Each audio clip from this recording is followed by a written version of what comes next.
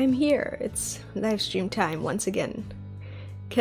Is my audio okay? Can everyone hear me? Like, is the music loud or not loud enough or too quiet or something like that?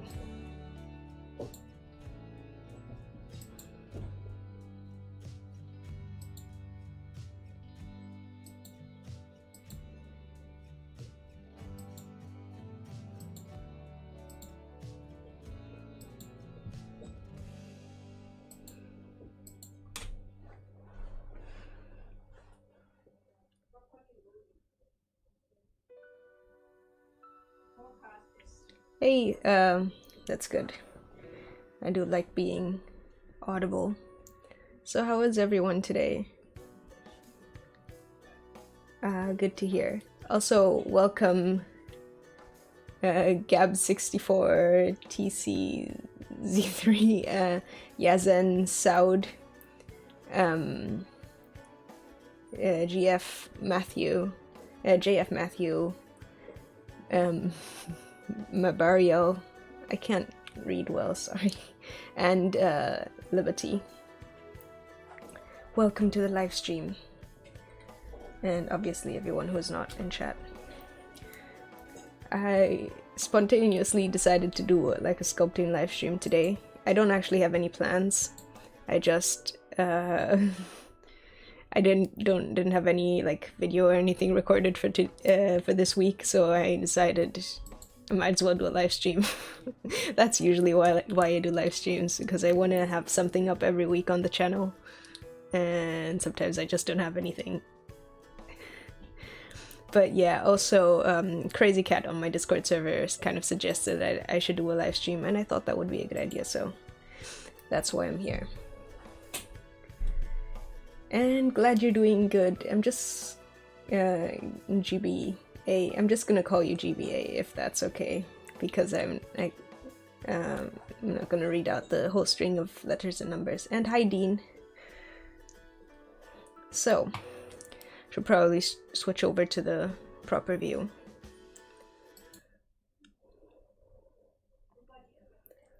It's Blender. It's Blender 3.0. I don't think much has actually changed in terms of the things that I use much. I haven't really been keeping up much with like all the new features and stuff in Blender 3.0. I think the main thing is geometry nodes. And I'm not a very technical person, so I haven't messed around with those a lot. So still, it's it looks quite fun. I should probably learn to use it at some point, maybe. But that's something for the future, because I have other stuff I want to work on. Because I mostly make characters and stuff, and for that I don't think it's that useful. Okay, I'm glad GBA works for you. I'm not actually sure what I want to sculpt. If anyone has any suggestions, feel free. My brain has been slightly occupied with Hades for the last couple of days. A couple of days ago, I just kind of randomly decided to download the game, and then I've been spending all of my day playing games instead of making art. Because I'm a professional.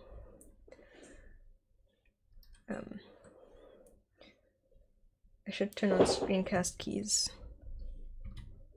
Okay. So people can actually see what I'm doing.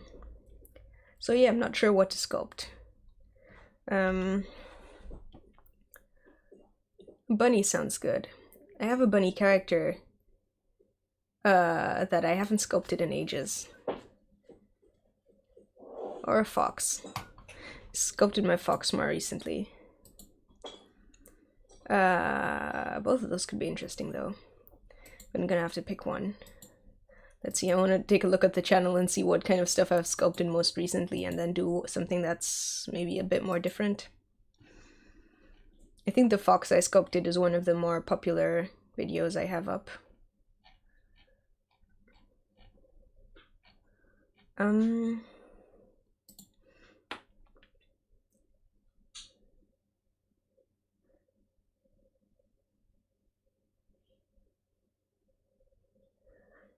Yeah, so gotta decide between like a fox and a rabbit. I'm probably gonna go with a bunny. So,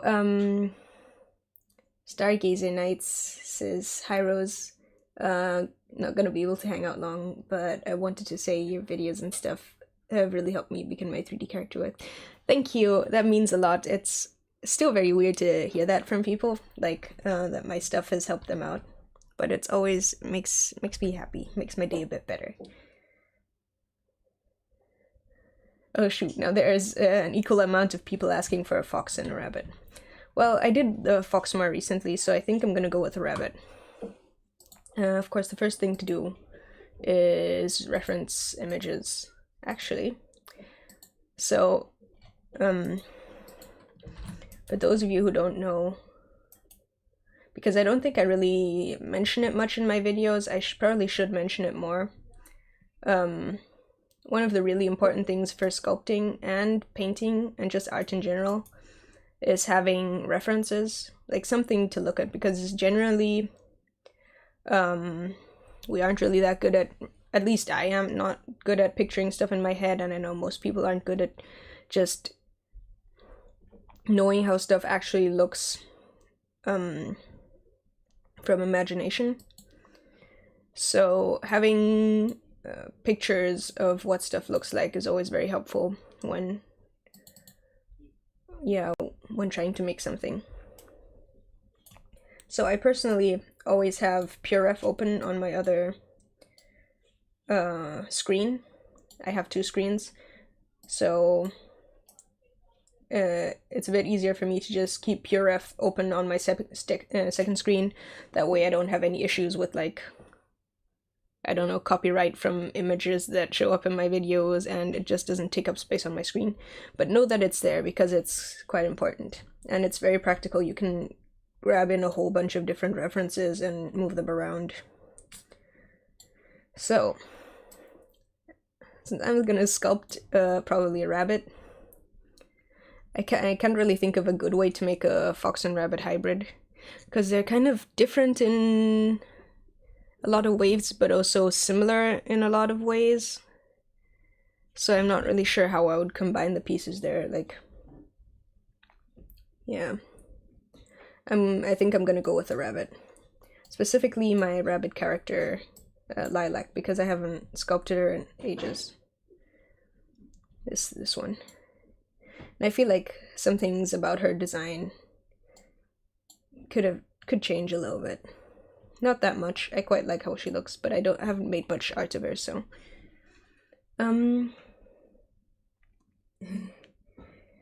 yeah, Power by PureRef is great.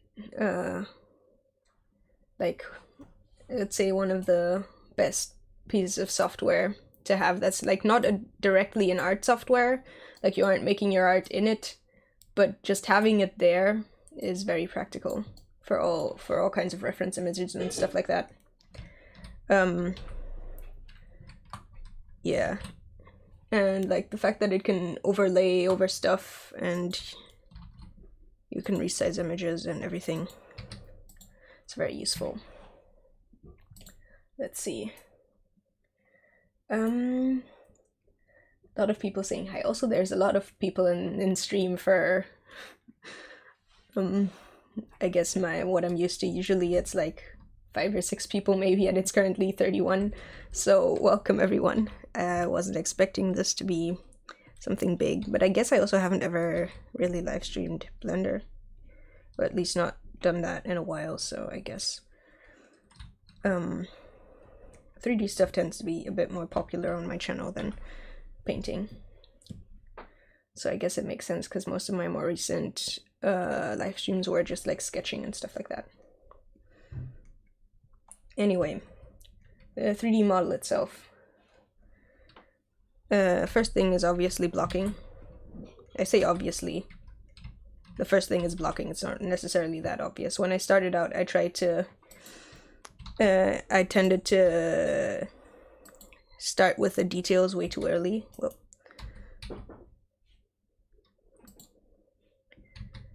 and that tends to mean that the proportions don't end up as good as they could be if you take enough time to do them properly to begin with. So first thing to do is just get all the different parts in place. Also make sure symmetry is on, because I mean, it's a symmetrical character, so having symmetry on is kind of useful / necessary. I've been doing a lot of my sculpting in ZBrush recently, so if I mash random buttons and nothing happens, that's probably because I used a ZBrush hotkey, and that just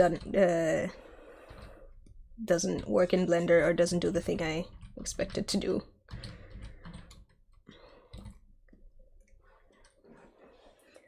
Okay, I gotta read chat also. So many things to coordinate. GBA munching on buffalo chicken pizza. That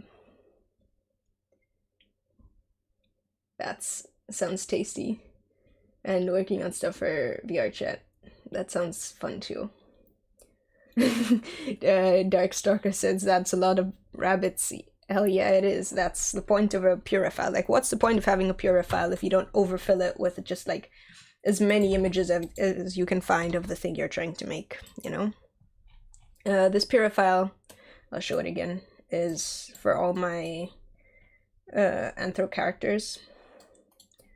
And this section is for Lilac, because she is sort of a bunny, but also like into something like kickboxing or martial arts, so she's a bit of I got some references of that kind of stuff too, but mostly rabbits, and then also some like other art of rabbits and bunny characters, sort of as an inspiration for the style.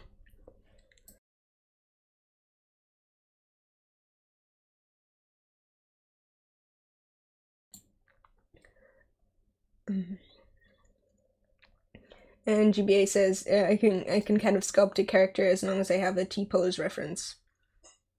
Yeah. For the way I work, it doesn't actually help me that much to have a T-pose reference, because I don't generally like trace on top of my references, or even like have the references open inside the file I'm working on, which is not necessarily a good thing. If I want to get really close to a character design, a 2D character design, it would probably be a better idea to actually have the image in my Blender file, so I can make sure in my Blender file or my ZBrush file or whatever, to make sure that the proportions are right. But usually I'm sculpting my own characters or other people's characters where they just have a relatively rough design where the exact proportions aren't that important, so I can get away with just kind of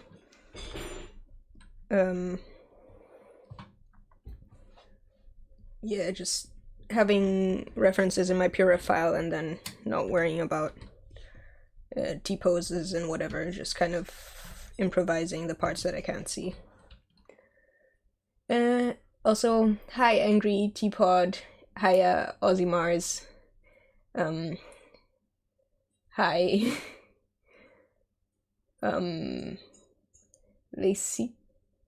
Lacikusa Flory, hi Zio Snow. Reminds me of Overgrowth, that fighting bunny game. I don't think I know that game, actually. I don't know that many games. I'm not a gamer. Like, I've heard of a lot of them, but in this case I also haven't heard of it. Also, hi Cargo. And bye Yazan, if it's not too late. But thanks for stopping by. Pablo Ezequiel says Bad Bunny. She's a good bunny, she's just a bit rough around the edges.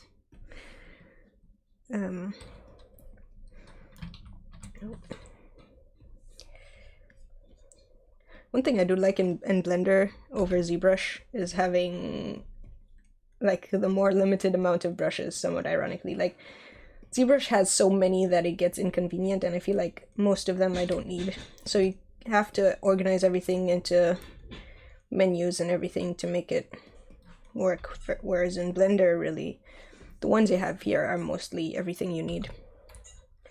And then the other sort of tools and stuff you need just aren't brushes, they're other tools, like adding an object and stuff like that is something adding moving around objects I actually prefer doing in Blender object mode than in ZBrush. But that's probably just because that's what I'm used to. I want to mirror over the ears. I'm just going to add a mirror modifier and use the head as a mirror object.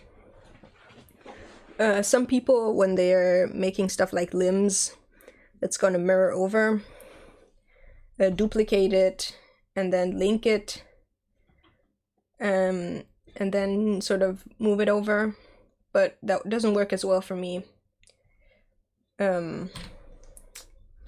So I just use the mirror modifier.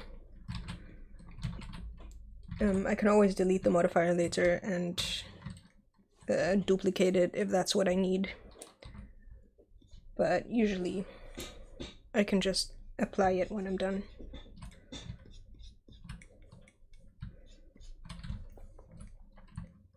But I'm not used to Blender's navigation again. I've gotten very used to using ZBrush, so it takes me a hot second to adjust back when I'm sculpting in Blender again. Because what ZBrush has that's nice is that it automatically rotates your view around the thing like you last sculpted, so your last stroke. And for Blender, I'm not exactly sure what it's navigating around, but it's not always the most useful thing. Parabyte asks, how do the brushes feel in ZBrush compared to Blender? I think they're a bit nicer in ZBrush, especially like I'm using the clay strips right now. I think in ZBrush it's called the clay buildup or something like that. That's a bit nicer in ZBrush, I have to say. Though I might mess around with the settings, maybe that might help it. Let's see. Can make the tip a bit rounder. Oop.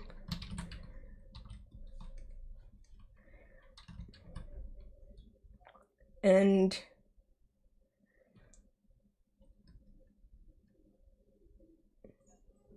yeah, Angry Teapot, you can like remove unneeded brushes from startup, and you can like make custom menus with just the brushes you need, but you still have to like save all that and manage it, and it's a bit much sometimes. I also just got ZBrush 2022, so I'm gonna have to like redo all my startup files because for some reason that didn't automatically happen, which is a bit annoying. Also, what's annoying, what I'm just realizing, is that my pen pressure isn't picking up for reasons that I'm not quite sure of.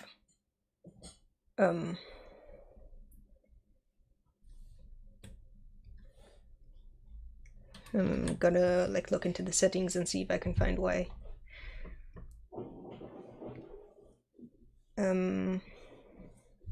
Let's see. Input. WinTab. Let's see what happens if I use Windows Ink. Doesn't work. WinTab. Now it works. Well, pro tip: if for some reason your whatchamacallit pen doesn't work, try going into settings and switching from WinTab to Windows Ink and back. Oh god, that looks bad. Talking and sculpting at the same time is hard. Angry Teapot, Teapot with Z-Remesher. Yeah, the Z-Remesher is really good. That's probably like the main pro of ZBrush versus Blender at the moment. That and just like lag. But I have a pretty good PC, so it takes a while for Blender to start lagging. But yeah, zero mesher is the biggest thing. It doesn't necessarily quite finalize the mesh on its own, like it's not a finished retopology or anything like that, but it essentially saves you having to do your retopology and then sculpt with multi-res, which is what you have to do in Blender. You can essentially get all your basic shapes in place, zero mesh, and then do all your small surface details with subdivisions, which is a lot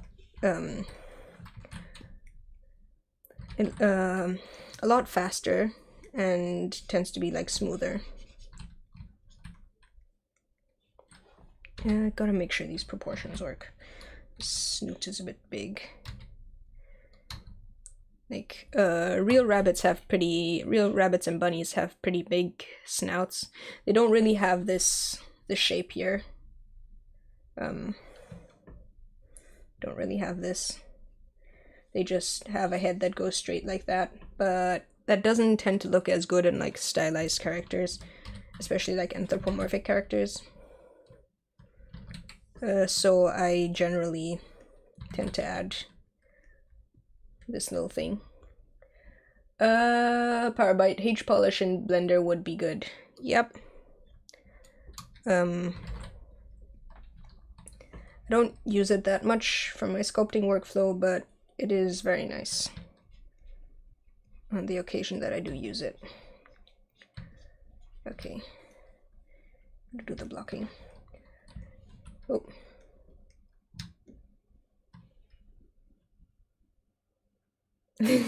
Damn, your stream is really far behind, Crazy Cat. Yes.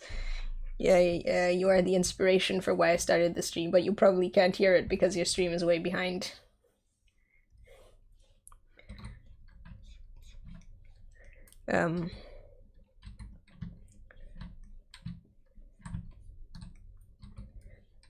So anyway, yeah, zero mesher definitely saves a lot of time.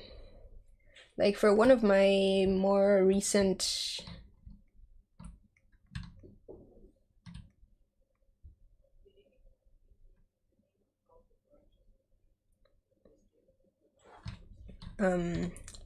Blender, like full characters that I made in Blender, I actually retopologized and then sculpted in the final details with multi-res. But that sort of takes you out of sculpting because you've done that whole extra technical step in between. And yeah, in ZBrush, just being able to use the remesher real quick is very useful. Now I gotta concentrate on what I'm actually doing with the sculpt.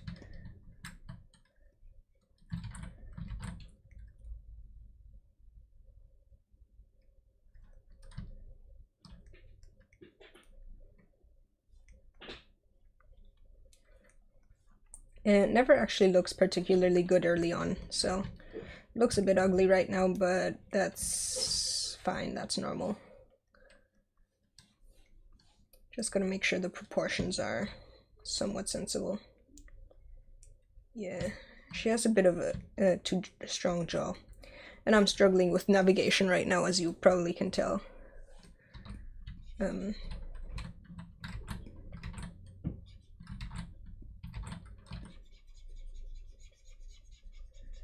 Also, one thing you can do that makes switching between objects a bit quicker is turn off lock object modes, and then you can just alt-click, alt-click and switch between objects.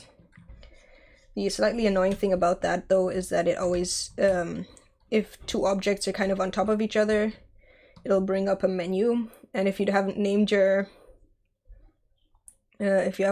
object something sensible, it's just kind of trial and error. Like right now, okay, I'm gonna probably name this snout.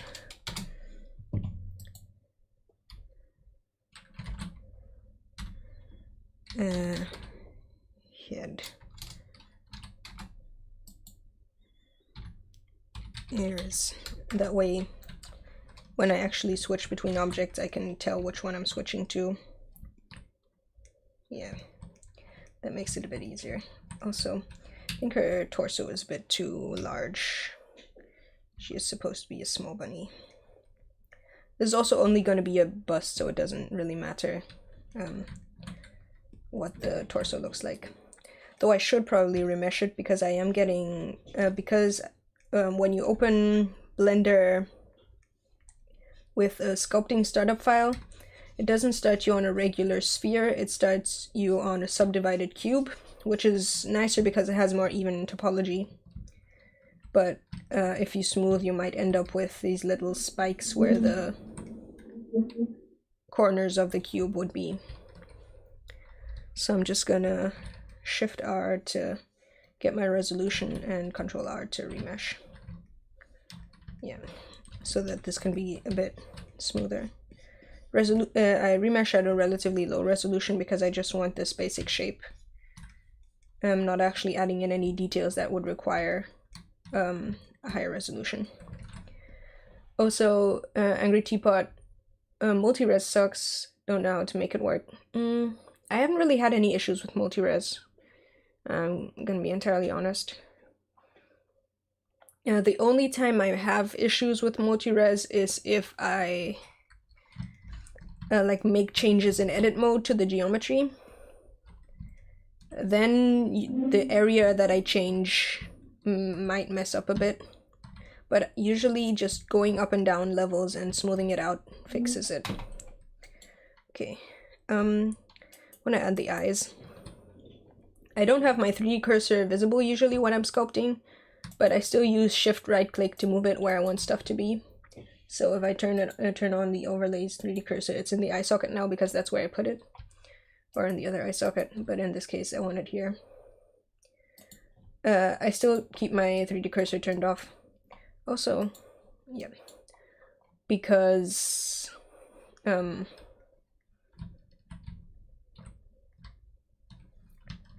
that's a bit wait, what did I say? Oh yeah, I keep my 3D cursor turned off in the overlays because that's just extra stuff taking up space on my screen, kind of. And I would like to be able to just see the model I'm working on with minimal like gizmos and interface and stuff like that. Angry Teapot, you could just control subdivide. You could just subdivide a cube and save that as a startup file, sure, but like, why do that when there's already a startup file that has a subdivided cube in it? Unless you like want the extra workspaces, which is fair. Also, if you're wondering why for the ears the symmetry is on the ear like this, that's just because I scaled and rotated it, and it's using the axis based on the actual location of the object. Like the origin of the object is somewhere down here and it's rotated like this, like rotated over to the side. So the symmetry is around this point, but I don't actually want to use symmetry for the ears since it's already mirrored over because of the mirror modifier. And this point, sculpting is a bit awkward for several reasons. For one, I don't think I've applied the scale, so I'm gonna do that. Applying the scale is kind of important when you scaled something on like just one axis, like in this case. And like if something is inverted, like if you scaled something to a negative value, even if you did it accidentally, that can also mess with sculpting. So applying scale before you enter sculpt mode the first time is usually a good idea. And then I'm also going to remesh this because the geometry is a bit stretched out.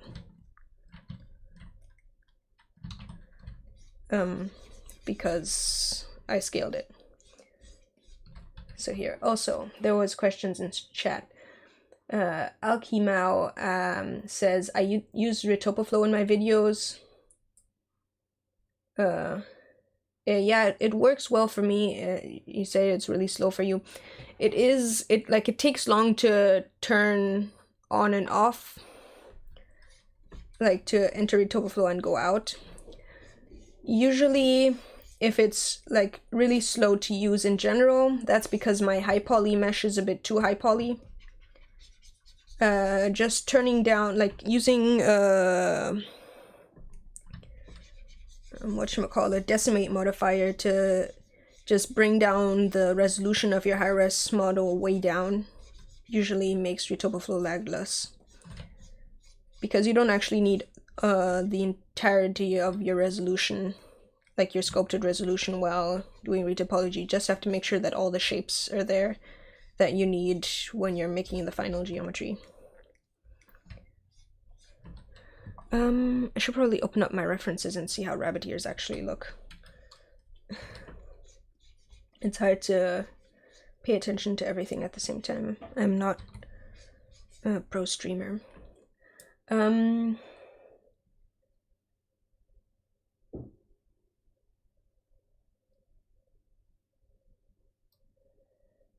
Anger Teapot with ZBrush and GoB, you can edit the mesh topology. I haven't really messed with that, so I wouldn't know.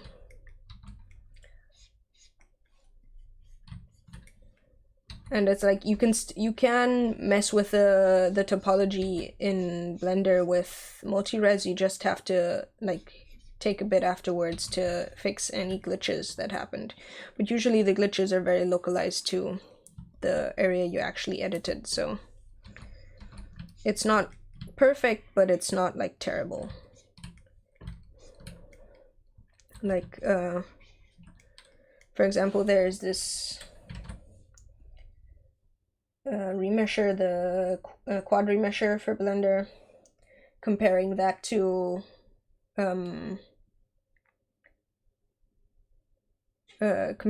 Z-remesher, that's a lot worse than, say, comparing multi-res, I think, to subdivisions. Hello, Maja, Boltron Muik, sorry. Hi, anyway. They ask, how do you feel like about sculpting from a background image? I don't personally like sculpting from a background image myself. I find it quite hard to sort of pay attention to what I'm sculpting and locate a background image at the same time. Plus, usually I don't have a very exact singular reference I'm working off of that I'm trying to stick to exactly, so I don't really need it. But professional artists who are actually trying to work off of a concept properly do have background images usually. Because you do kind of need them if you want the proportions to be one-to-one correct. Jin, how do you bake normals with less artifacts? I don't know. I gave up baking in Blender. I've started baking in Xnormal instead of Blender. Because, like, even if, like, Angry Teapot said you check your high and low poly meshes and check the UVs, there's still stuff that breaks really easily. And, like, there's a couple of things, like, two bits of the mesh being very close together, like around the mouth or the corners of the eyes or something like that, or between fingers is where I often have an issue.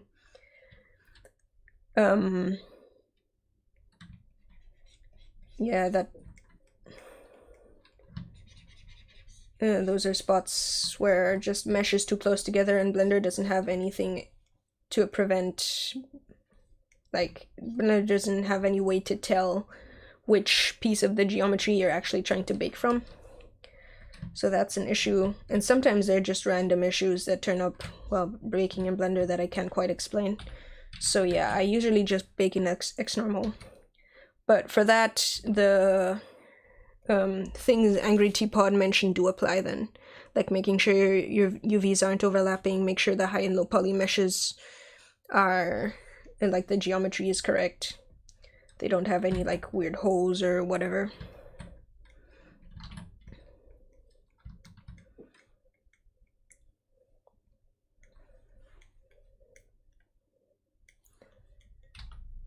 I kind of want her to have one ear hanging down and one ear sticking up. I think that would be kind of cute. But that means I have to apply my mirror modifier, and I'm just going to use L to select. While this is still relatively low res, I can still edit it in edit mode. But you don't do that later on, you'll just like crash your Blender file. I'm just gonna, which ear do I want hanging down? I think I want this here hanging down. Oh. And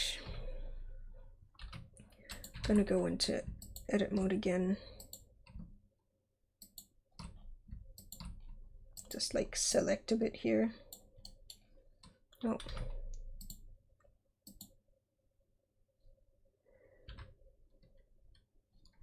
Also, one thing, if you want to change the way it selects, like change from say square, which is the default, to lasso, you press W. That also took me like ages to figure out. Then shift S, cursor to selected. F3, set origin to 3D cursor, so that it actually rotates around the origin. Also, I don't like having, when I'm working on a sculpt, I don't like having the whole X-ray view be actually see-through. So I turned that. I just turned this all the way to 1.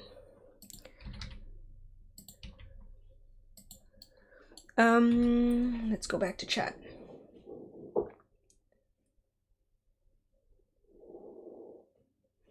Angry Teapot,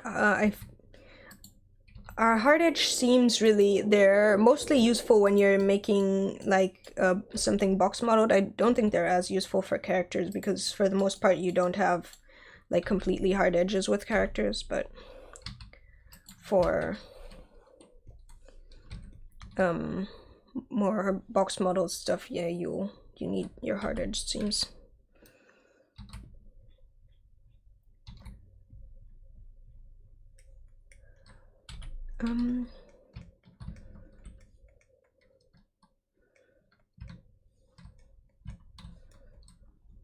Navigation is hard.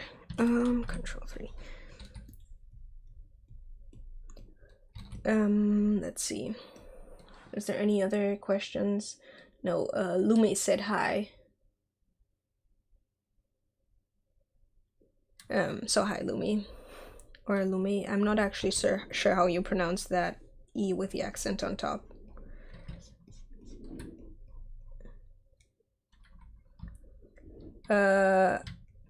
Alkimo asks, how long have I been painting?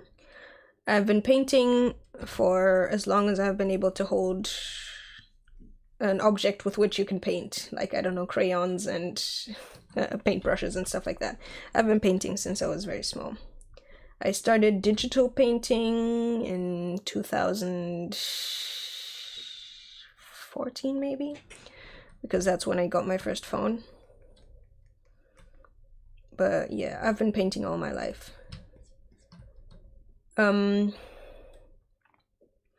Hi, Bagiricus. Anyway, yeah, Bagiricus official. Hi. Angry Teapot, I spent more than 2 weeks fixing normal artifacts using Photoshop. Sounds like a nightmare. Hope that doesn't happen to me.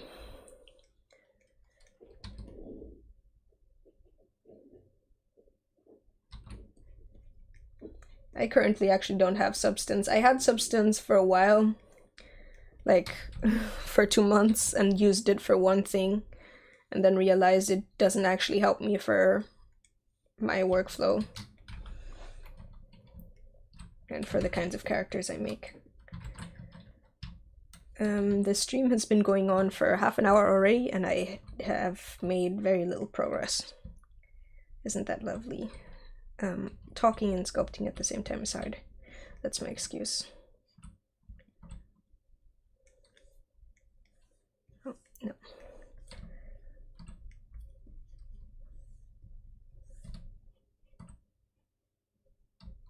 Oh, I'm holding Alt to to invert my brush, but that's how ZBrush works, not Blender. For Blender, it's Control.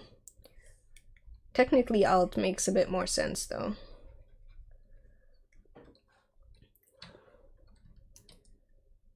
The Steam version of Substance.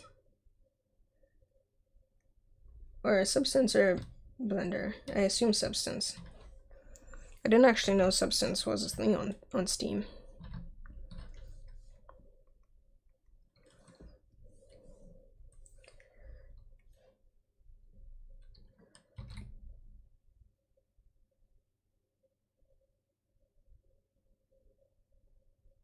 Yeah, you can edit normal maps in Blender live, but usually painting on a normal map isn't really that great because like the information in it is slightly different from just a regular image information.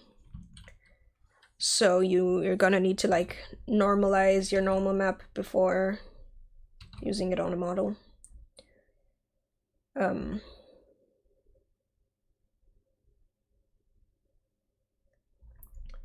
So yeah.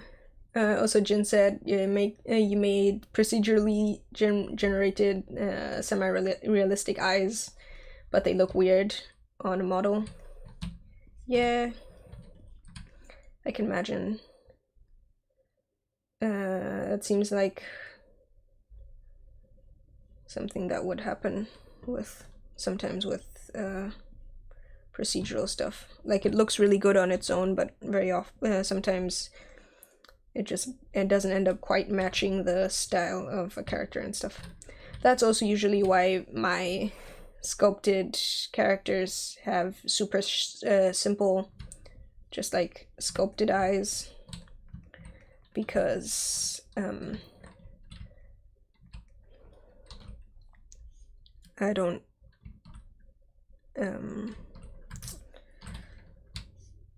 I feel like making more realistic eyes that I could import and add to any character would usually not suit the style. That's kind of the same reason why I don't do realistic fur too.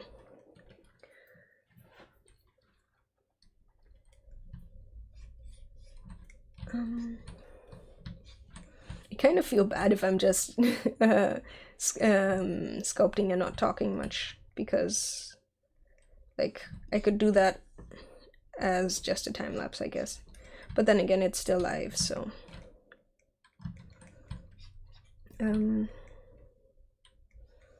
gotta actually make these shapes work.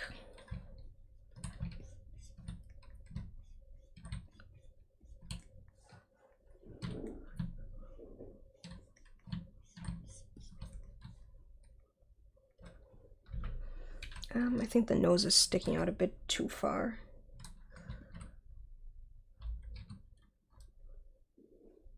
I'll just scoop that back a bit. And also work on the shape of the mouth here to make it look a bit nicer.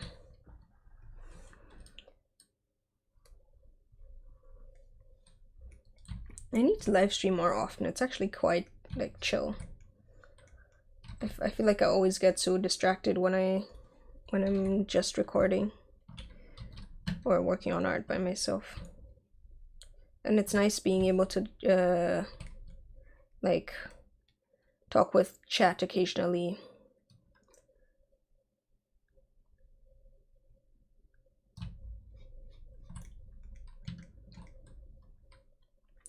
And Jin, yeah, that's I guess for the shape of the eye. Like, you can change the shape of the eye with a lattice.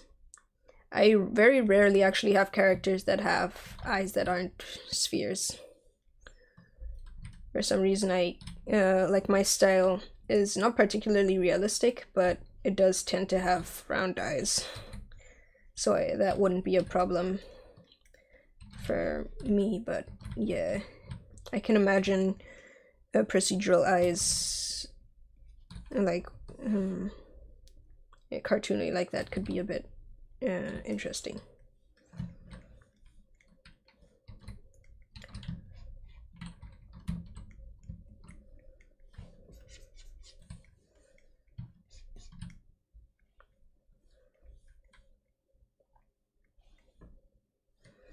I think part of the reason that I haven't ever sculpted this character again is that I really like how that first bust of her I sculpted turned out, and I felt like there's no way I could top that.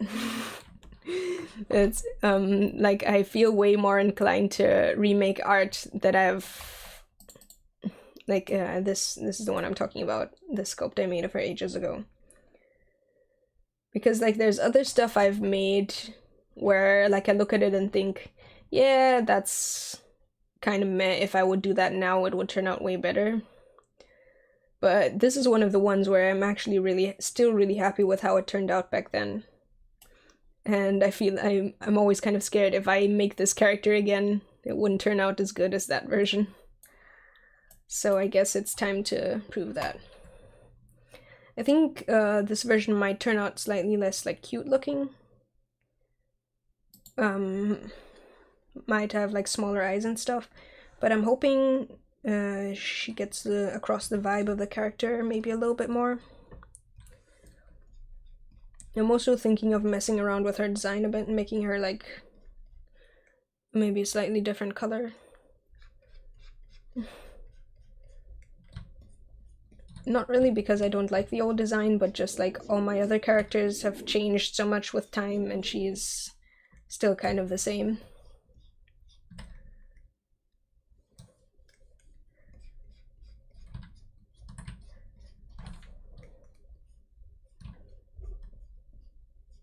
And also like the way she is now, she looks a lot like I think one of the characters from Sonic.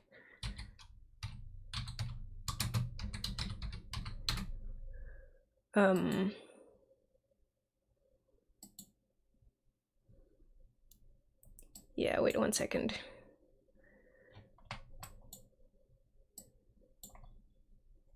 The way her colors and markings are, she looks a lot like, I feel like she looks a lot like this Sonic character.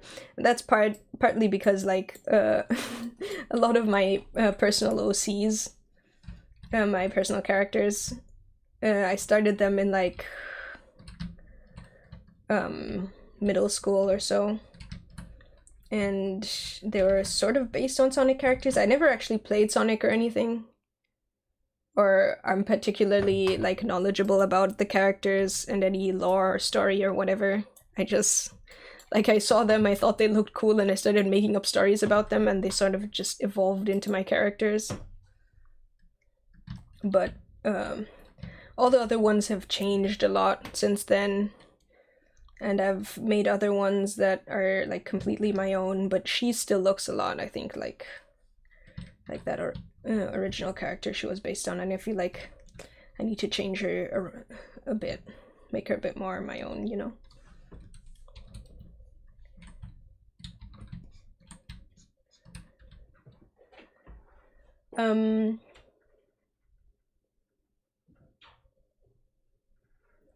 Also, I'm glad you guys would be fine with me not talking. I'll probably be quiet occasionally, just chilling.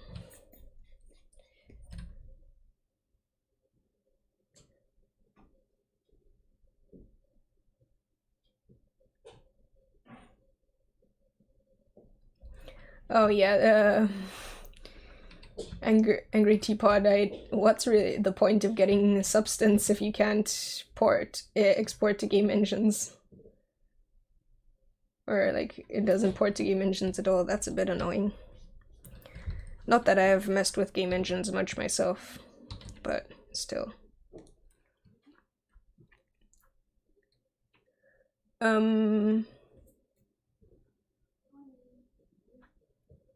I assume that's Spanish, but I don't speak Spanish. Murdoch might also be some other Latin-based language, or not Latin-based language. I don't actually know. Either way, I can't read it, and I can't really like Google Translate stuff during chat. So please keep questions and stuff in English. Or German. I can read German, but like English is better for the sake of everyone else too.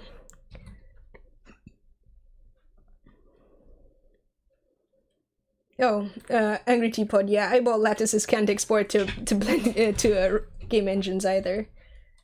That would be weird if it was Substance. Also, hi, Zarchi Arts. Murdoch, are you saying I should speak Spanish?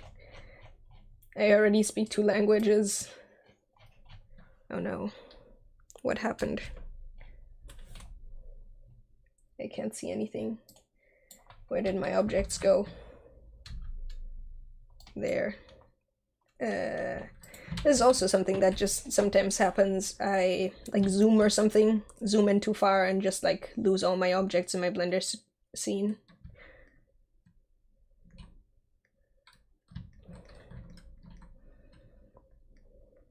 Also, I really need to give her eyeballs. She has no eyeballs. Eyes. She only has eye sockets. I keep just like messing around with them a bit, smoothing them out, but I never actually just add in the eyes. Yeah. Again, I'm doing that thing where I have my 3D cursor hidden, but I still use it to position items. Very bad for recording videos, but it works. Like, it doesn't actually make a difference whether you can see the 3D cursor or not when you're just positioning objects.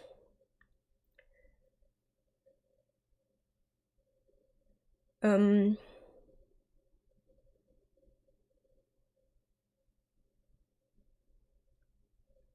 yeah, you could, yeah, you could export it if it actually baked all the animation, but I don't think, like, most things don't bake all the animation, it just bakes the bone animation.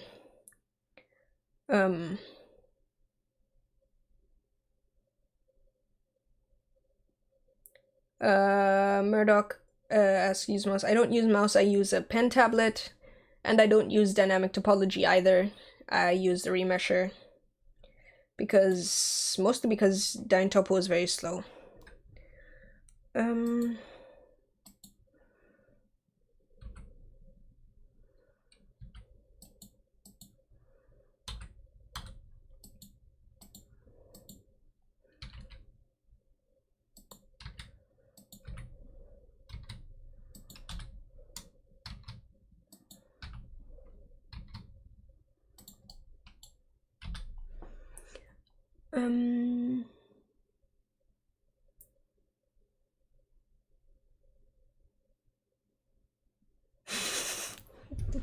Sorry.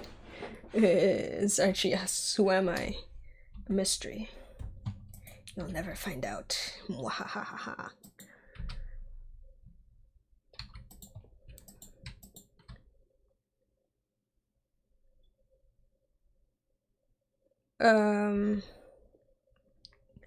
Is that the reason only pro use it? I don't know. Like, I'm not sure if how many professionals use dynamic topology. Like, the thing with Dyntopo is it's very slow and it tends to be, it's not very smooth. Yeah, it's very laggy and it's easy to get like weird bumps and uneven topology. Some people use it because they wanna make very small details in a couple of parts of their model, but leave the rest relatively low poly. For some people, that's just personal preference, but for this kind of style that I work with, having just the same level of topology all over the model is better usually. And hi Cedric, moin. I wanted to add a mirror modifier. Where's the mirror modifier? Finding modifiers in Blender is so hard sometimes. It's just like I open up my my modifier tab and it's like I forget which modifier I'm actually trying to add, and then I remember it, and then I have to actually find the modifier.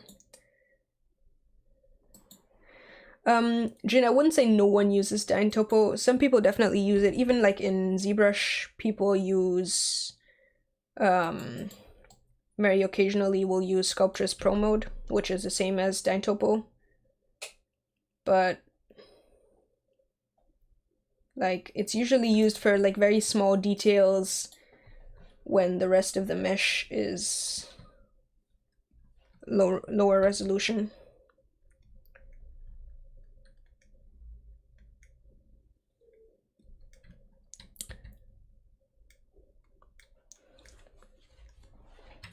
Like for sculpting creatures and stuff like that. But yeah, for my style of sculpt, remesher works better for me. It's also like just easier to moves like, what was I going to say? Oh yeah, it's just easier to join objects together and move stuff around and stuff. Also, multi-res is more like real dynamic topology is more like real clay. I mean, not really. I would say no, there's not really much of a difference. Like, you can use stuff like Snakehook with dynamic topology. You can't really with the remesher, but that's not like real clay. Like with real clay, you can't just infinitely pull out a piece of clay and form a like snake thingy. In general, digital sculpting I think is not really like real clay that much. Like, it's closer than modeling, like box modeling is, but it's not really. I wouldn't say they're very similar.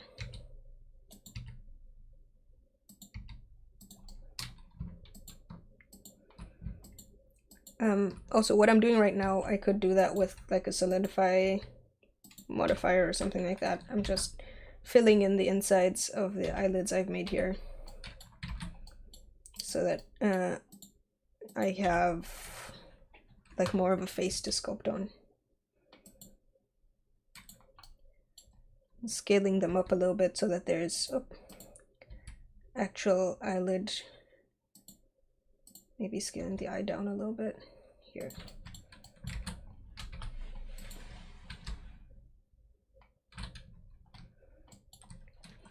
Also, with the whole it's more like real clay, I don't actually think like being more like real clay is necessarily good for 3D's like 3D character sculpting. There's a lot of stuff that I like about it that makes it easier to work with, that's because it's not very much like real clay. This matte cap, I can't see what I'm doing. Slightly better, actually.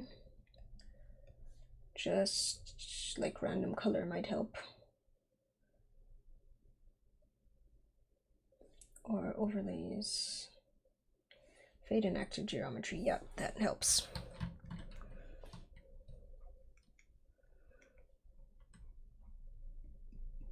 Also, I turned on topology automasking for this part because I don't want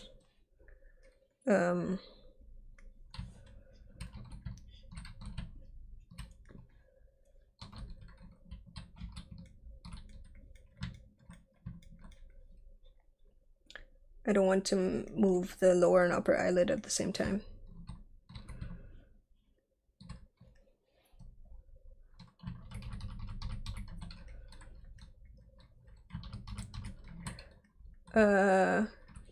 Yeah, Bad Banana. I also like object management in Blender way more than in ZBrush. It feels a bit more intuitive, I feel like, in Blender, just like having the object mode where you can move around objects and do your scaling and rotating and stuff like that. And the fact that you can like easily select multiple objects at the same time. Like, you can do that in ZBrush, but it's always so intuitive. Unintuitive for me. Maybe that's just because I'm not used to it, but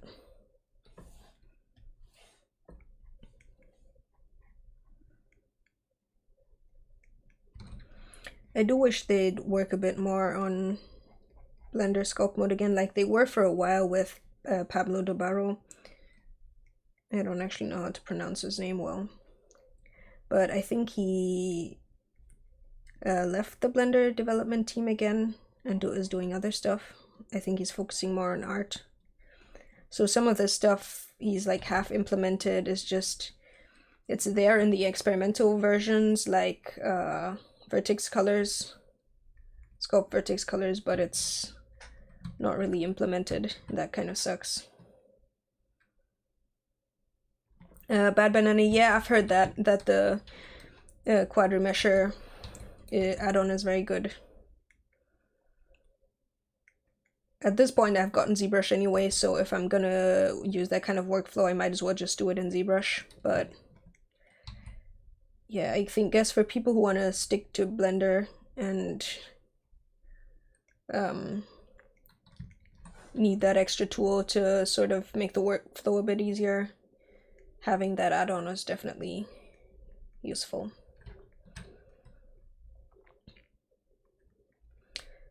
I'm not quite a fan of the eye shape yet.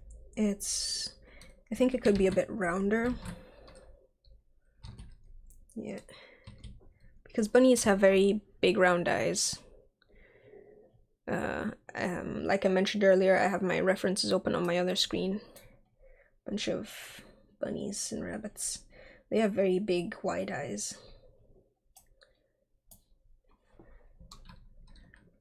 So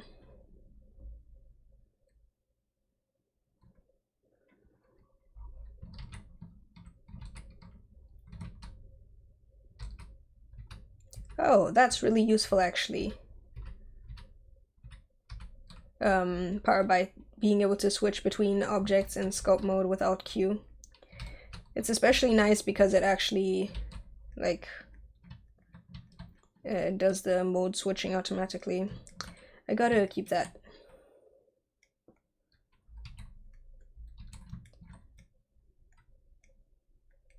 Yeah, I might actually remap it to D. I don't think D does anything right now. Let's do that. Edit, preferences, key map. Let's see, that was Alt Q.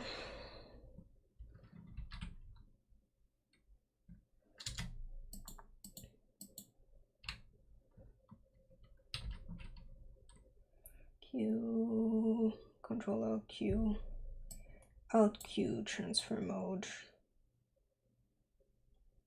I think that must be this, right?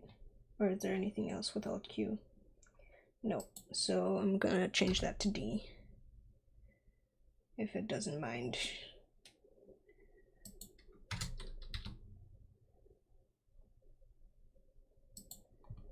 Hopefully. Yeah, good. Yeah, that's definitely useful. I'm gonna keep that in mind for whenever next I sculpt something. In Blender. I might actually want to make her eyes a bit smaller to make her more in line with my current style. When I look at some of my other models, I don't actually know what my style is. Like, a lot of people like spend a lot of time like trying to find their style, or like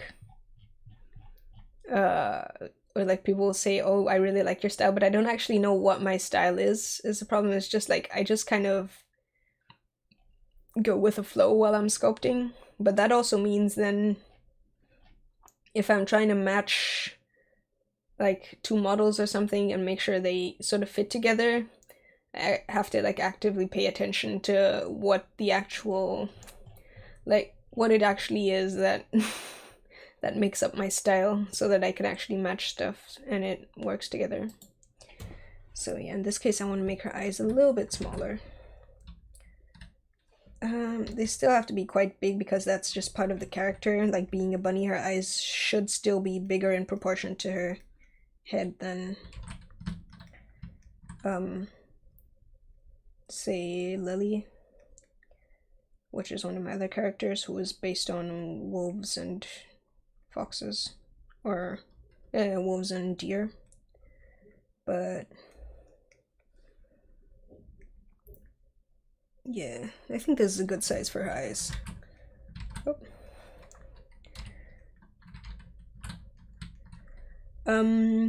Murdoch, I'm 19. I am an adult now, which is, I mean, a thing, I guess.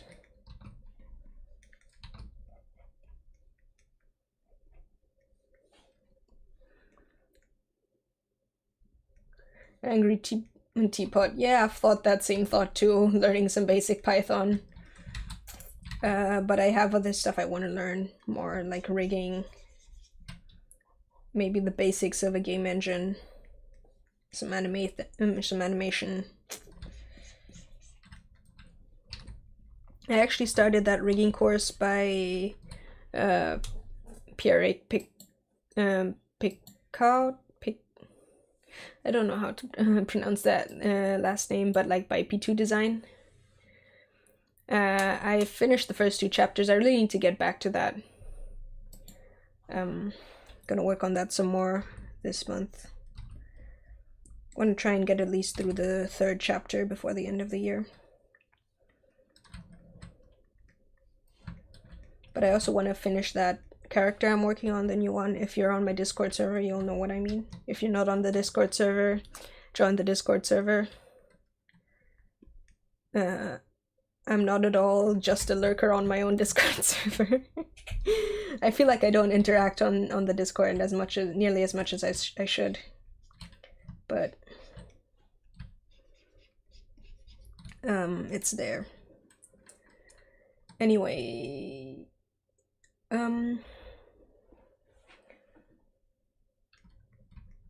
yeah, Pyrrhic is really good. Like, I'm really enjoying the course so far.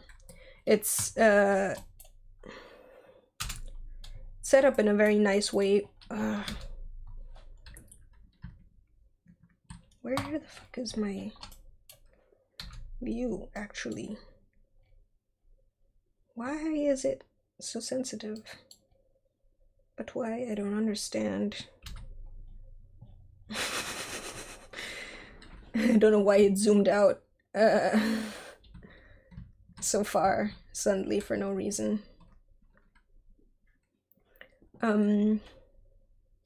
Yeah, anyway, the course so far by Pyrrhic is very good. Explains a lot of stuff, but it's not like boring. Like when I was starting to learn ZBrush, I used one course on ArtStation Learning, and because it wasn't project-based and you weren't really doing anything, it felt really long and boring. It was just like sitting through someone explaining all kinds of tools, and I felt like I would keep forgetting stuff. Because it wasn't really project-based or anything. Angry Teapot, that's a mood. Honestly, same. There's so much stuff I want to learn. Like, I want to learn some animation, I want to learn some proper concept art, I want to improve my painting, want to learn rigging, so much stuff. Also want to apply to university I want to get into.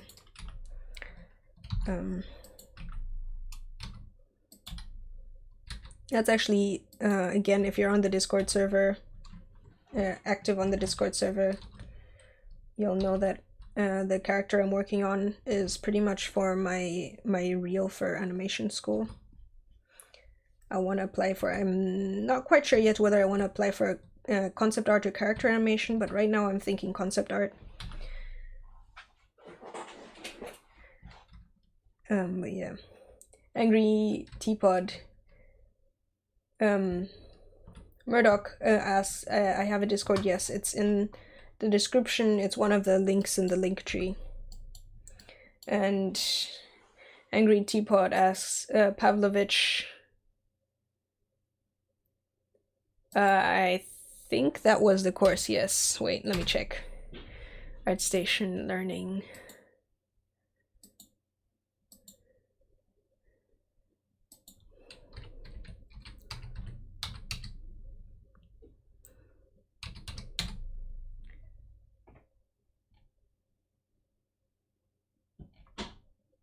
Yeah, that was the course I started with learning ZBrush, and like it was informative. Like I definitely learned a lot of stuff, especially like all the important stuff I needed. but it was very boring. And I couldn't keep my focus. So I just kind of like... I did the first couple of chapters, which was the important stuff, I think. And I'm just like... if there's something else that I feel like I need to know, I just kind of look it up. And I hope I just come across it with time. That's a slightly more interesting ear shape, I think. Gotta look at my references. Most of my references for rabbits have sort of floppy ears because her original design is floppy eared. But I kind of want to make her one ear like half fluffy, you know, if half floppy. Like one of them she just can't lift up at all, and one of them she can lift up like a little bit, but it's hard.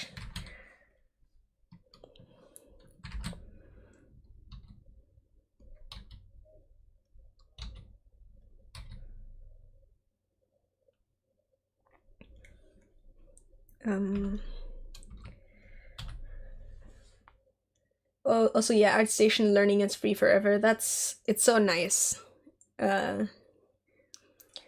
Very useful, because there's definitely some stuff I've looked at and thought, yeah, I want to do that at some point. It's on my long list of things I want to learn. But, yeah. Also, Bad Banana asks, why not character modeling for smaller game studios? That's honestly kind of the vibe of what I want to do. Also, instead of Bad Banana, instead of using the money for animation school to hire an animation mentor, the thing is, I live in a country where grad school is free, so the college I'm looking into is a state college, meaning it's free, so I can go there for free. And they don't have many like in-house lectures, which is nice. Like most of they have some lectures, but the way the school is built up is it's kind of based on what individual people want to learn, or like groups of students want to learn. You can actually get in mentors and people from the industry and from different parts of the industry to sort of learn more specific things. So I mean, it's not really much money because, like, again, like I said, it's free because of how our school system works here. The only thing that's actually going to cost me money is accommodation, which I don't think is going to be much more expensive than a mentor.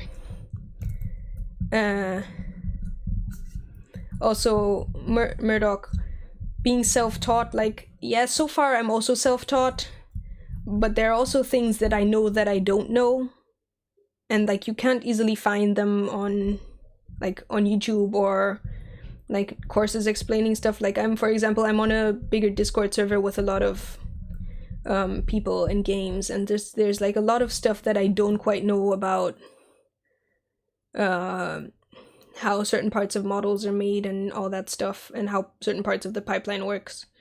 So I do think the school would be better for me. And yeah, it's quite a reputable animation school, even like from people I know who have actually worked in like games and animation, like properly in the industry. It is a good school. It's a good school, and it doesn't cost me money, so I'm not wasting money. Just gonna make sure I actually get in. Anyway, back to my character. Gotta work on that sculpting.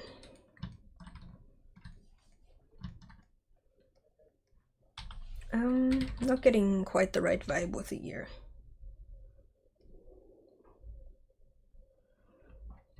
I think I'm gonna, maybe it will look a bit more right if I sort of, yeah, that's more of the correct vibe.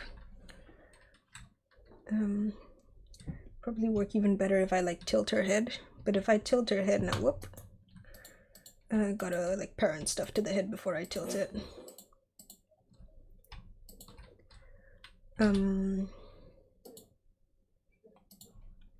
Yeah.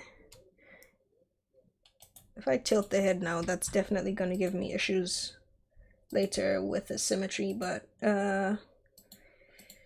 we'll cross that bridge when we reach it, or whatever the saying there is. Well, you better go sleep then, Jin. Don't let me keep you up.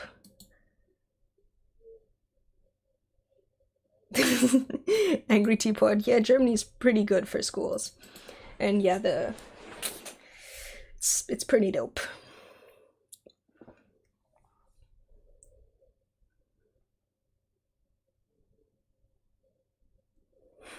I mean, to be fair, with school, they're usually not like on campus dorms and food, so that's something you have to pay for yourself, but it's still not that expensive. Where am I gonna study? It's called a Film Academy Baden-Württemberg. Probably not gonna say much to people outside of Germany, but a lot of people like in the Blender community that have met at like different conferences and stuff recommended it to me. It has a pretty good reputation, so it's looking good.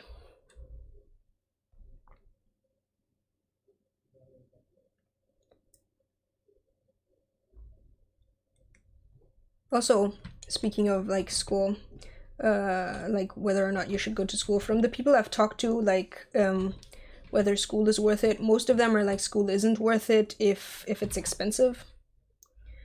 But if as soon as it doesn't cost too much, as soon as you can like easily afford it, then it's really worth it just for like the networking and meeting people. So that's also a part of what I'm hoping to get out of it.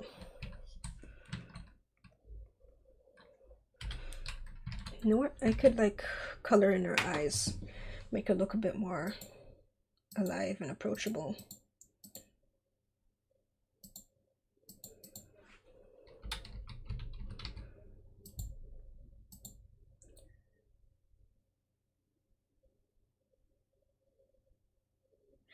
Oh, yeah.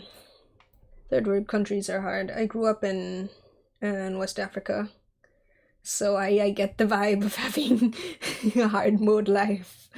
I jumped from like hard mode to easy mode real fast when we moved. It's like not having good schools and stuff like that is it's not nice.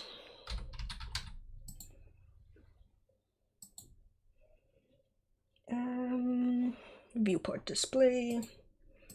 Gonna make this like brown. Could also give her purple eyes, but I feel like if I give her purple eyes, she's gonna, like, because her name is Lilac, so it wouldn't make sense for her to have purple eyes. But if I give her purple eyes, she's gonna look like Judy from Zootopia, because Judy has purple eyes. I'm not sure why that's a random fact that I remember, but yeah. Yeah, that does suck about stuff. Just having like the credentials of a good school does, I guess, help with a lot of stuff. Let's see. Sign. Good. Whoa, that is too much of the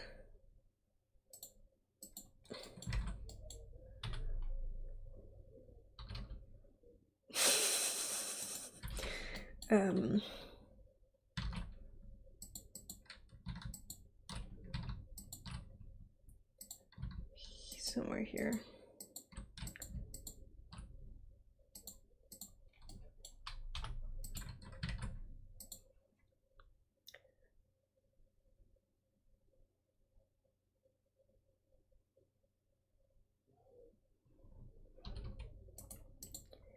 Hey, Yazan, thanks. I'm glad you're liking the progress. It feels slow right now, but it's actually going pretty alright. I think I'm slightly slower than I am when I'm not live streaming, but not that slow. I am making progress. And it also, like, it's past the super ugly phase, I would say, which is also good. No one likes the super ugly phase. It's important, but it's super ugly, like the name says.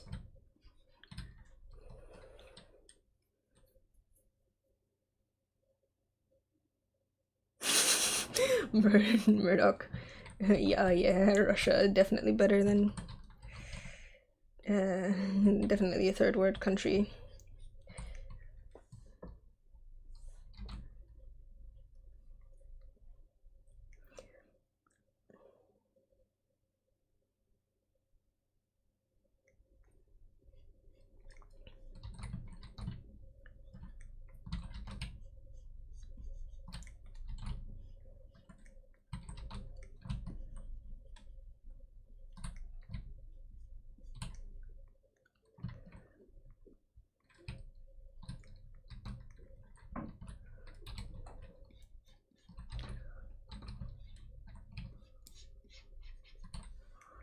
Also, I just realized I haven't remeshed the head yet, even once. So I should do that, just for the sake of having done it. And to get rid of some of the slightly annoying parts.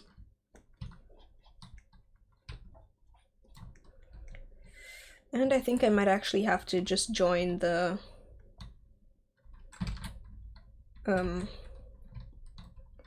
head and the snout and the head together. There. Damn. That sucks a lot, Angry Teapot. Don't really know what to say about that one.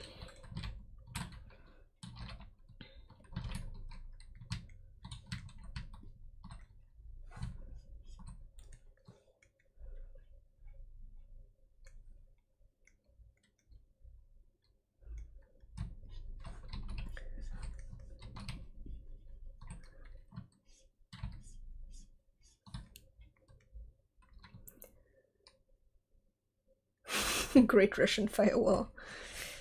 That sounds funny, but it's not really funny.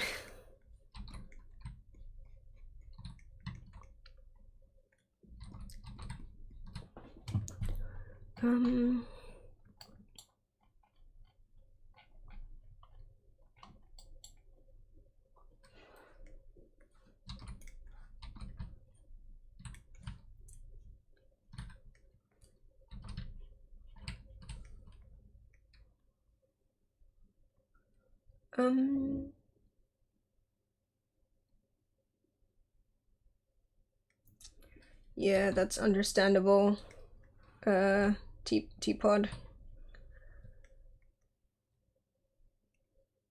Christian, but like, how Russian are you really?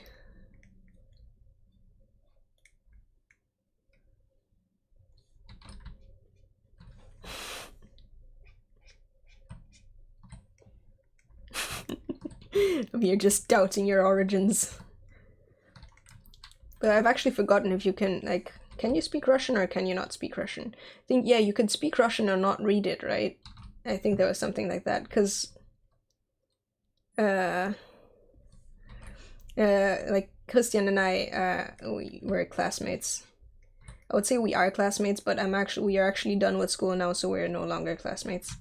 But one of our friends was trying to learn Russian. And it was like the guy could read and write Russian, but couldn't actually understand it. And I think Chris could understand it spoken but not read and write, so they would, like, together they were one literate Russian, something like that.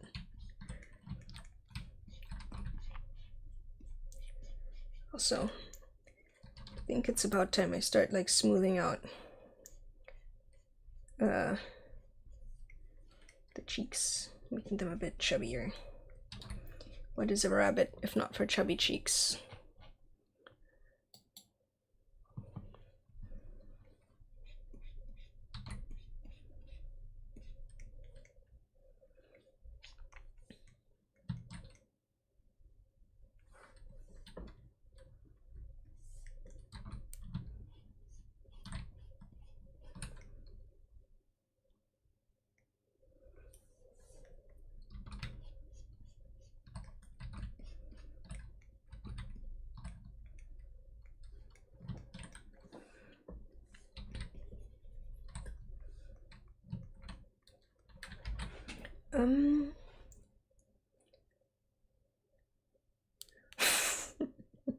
Weasel on a stick. People are finding each other on on a Blender furry sculpting stream. Also thanks Murdoch. She's shaping up pretty well, I think.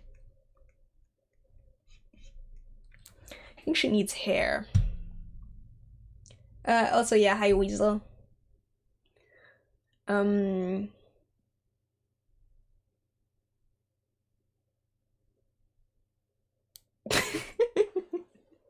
Christian learning his long lost language for C++.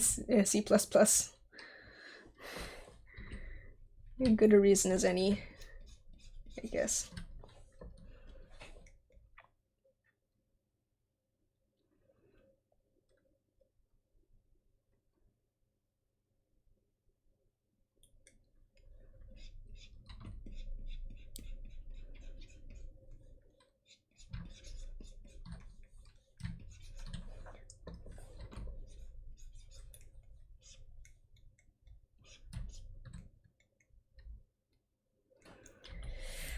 I think her neck is a bit too long, actually. I think I made it longer a bit ago, and that was a bit too much. So I'm just gonna move up her torso a little bit.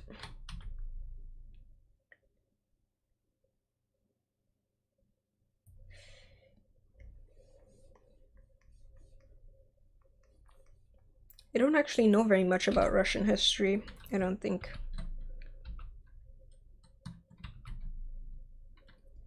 Why are you like this? Here.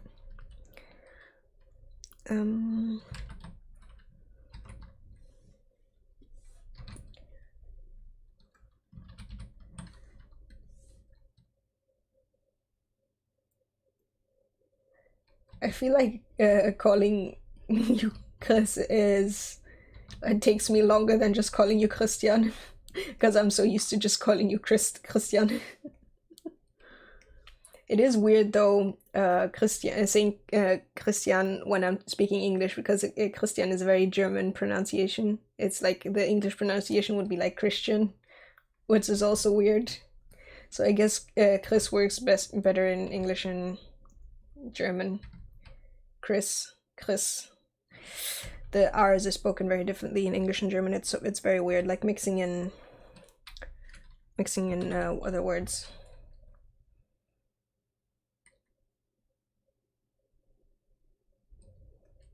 Yep, it took me an hour and a half.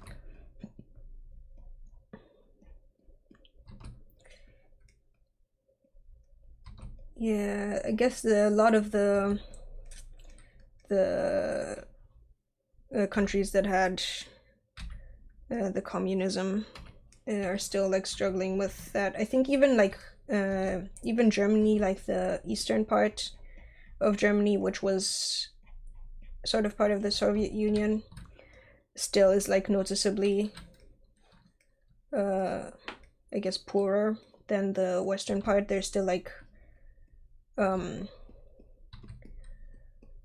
financial sort of aid stuff going into rebuilding it and getting everything in line in terms of socio-economic stuff.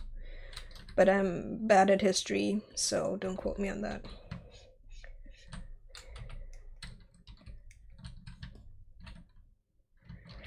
God, I keep trying to like I've gotten so used to ZBrush that I keep pressing control and like dragging my cursor on the side of the screen instead of pressing ctrl+r to remesh.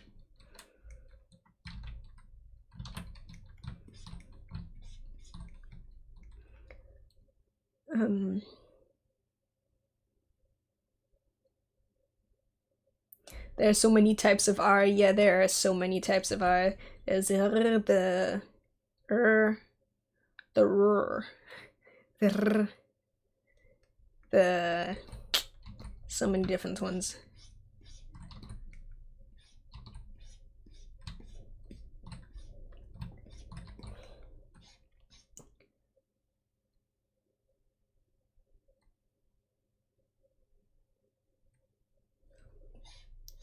Spain sounds nice. I've never been to Spain.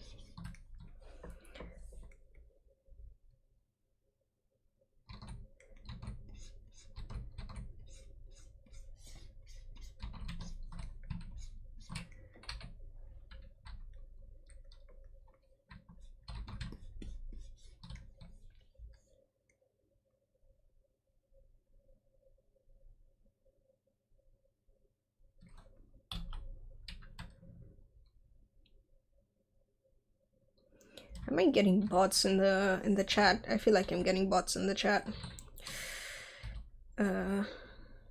Posting some like weird link. Should probably remove that.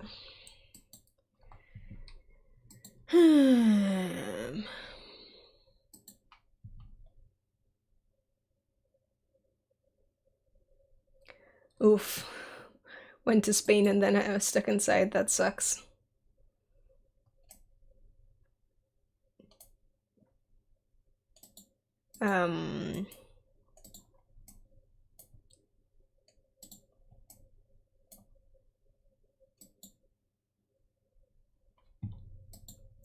Eat. Gotta moderate my chat.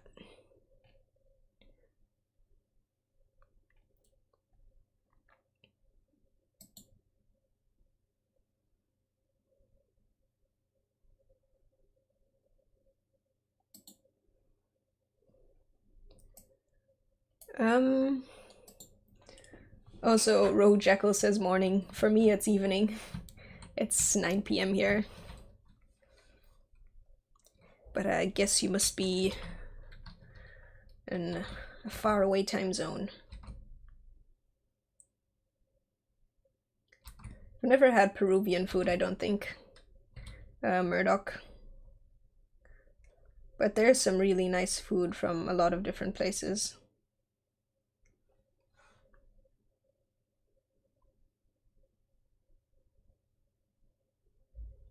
Yeah, Zen. Yeah, I haven't been out pretty much at all over the last months, except for like occasionally going to buy stuff.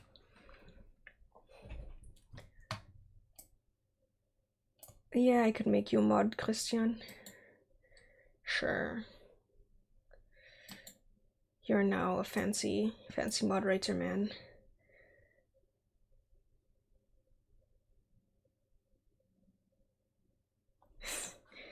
Yeah, Dovi, I feel like a lot of the time just like chatting with people is a good way to learn about what's going on in different parts of the world. Because you always only get like small bits of stuff from other places otherwise. This ear is giving me difficulty.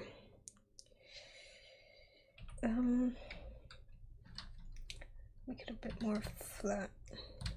I feel like it should taper more as it gets closer to the head. Also, just like a pro tip, if you wanted to retopologize this character, definitely don't model an ear hanging down like this, where it's like pretty much overlapping with the shoulder and super close to the skull. Even if it's gonna hang down, like pretty much sculpt it sticking out, because otherwise remeshing and retopologizing is gonna just cause problems. Rogue Jackal, basically the complete opposite time zone. I wonder where that is. Christian, part of something bigger. You're a moderator now. Fancy. It's like 11 p.m. For GFX graphics, and 10 a.m. for Yazan, and 9 p.m. for me. Time zones are fun. This is I usually like stream around this time because this feels like the kind of time of day where most people are around, especially since a lot of my audience is from the US, so it's morning, I think, about for them right now. but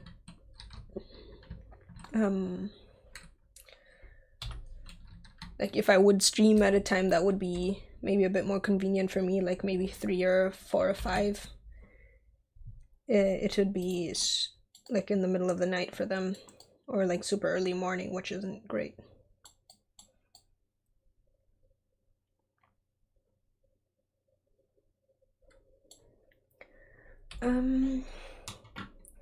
See, I'm getting a lot of Europeans here, like 8 p.m, 9 p.m, 10 p.m. It's all like around different parts of Europe, I would think, or maybe like North Africa or Africa in general. Africa is pretty much the same time zones as Europe.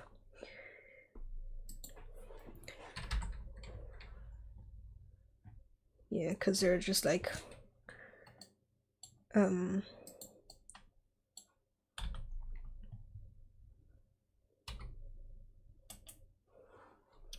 top of each other, kind of. Oh no, Dovey. You better go sleep. It's way too late to be up. And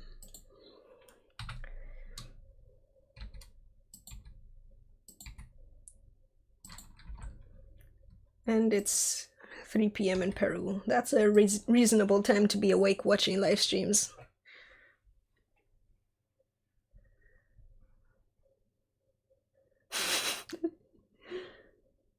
The Southern Hemisphere version of Norway. Sri Lanka.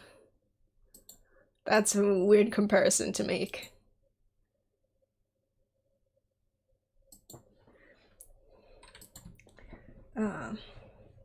I wanted to stream for like 2 hours, so that's till 9:30, so that's another half hour.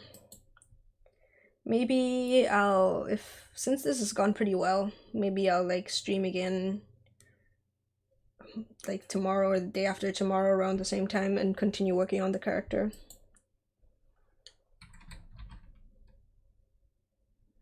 Murdoch says the neck is too thick. The neck is supposed to be fluffy, which is why it's so thick. I usually have my characters with fluffy necks. I don't really I mean, it's not like I don't really like thin neck characters, but I like my necks fluffy. GFX, do I love furries? I mean, I like anthropomorphic animal characters, I guess. I like animal human characters, kind of, so makes me a furry by default, I think. I just like enjoy making characters like that, and my profile pic is my character Rose. Ctrl+A is the way to scale this thing.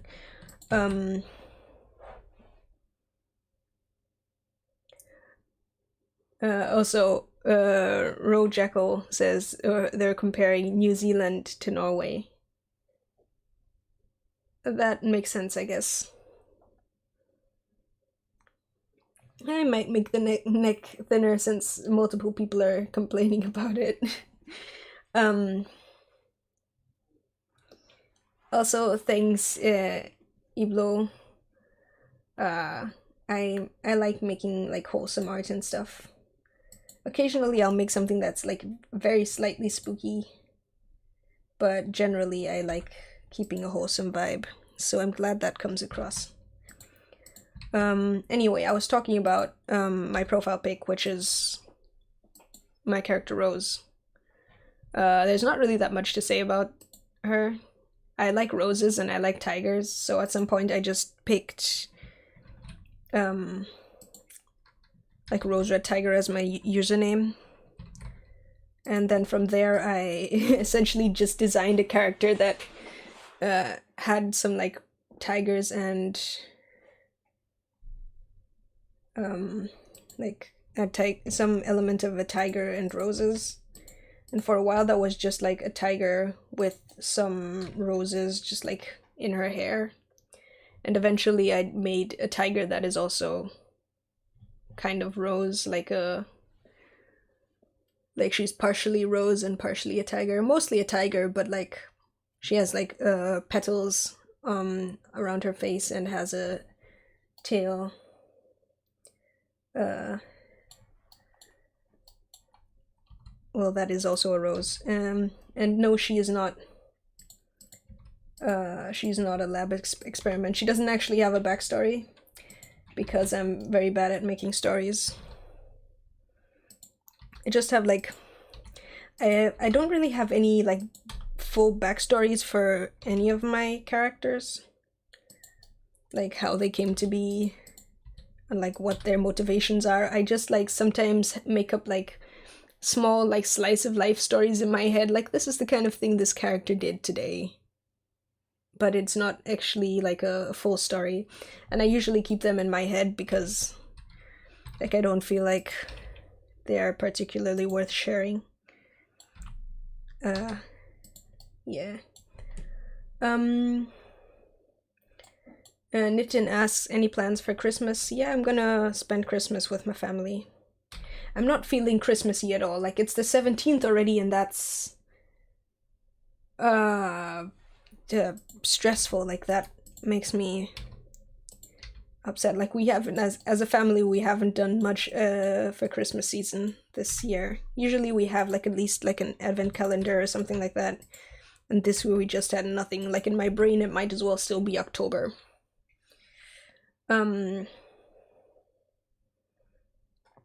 Also, Yazan thinks, I'm really happy with how this version of the character of Rose turned out, with a flower tail. I'm not sure how I came up with the idea of making her tail a flower, but it was a good idea, so I'm glad I did it. GFX asks, how long have I been doing 3D? So pretty much I started in after Christmas 2017, so it's been 4 years now.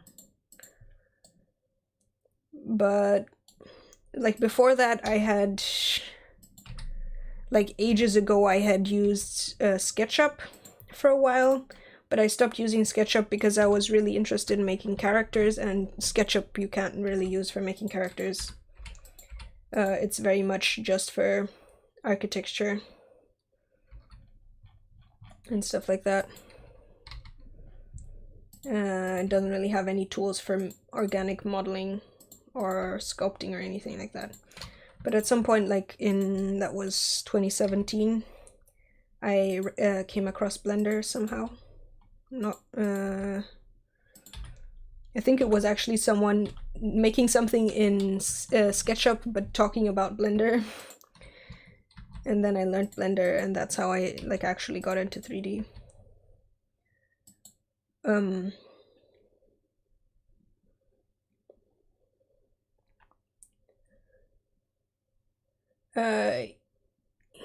Hisha, can I do a non-time-lapse retopo video?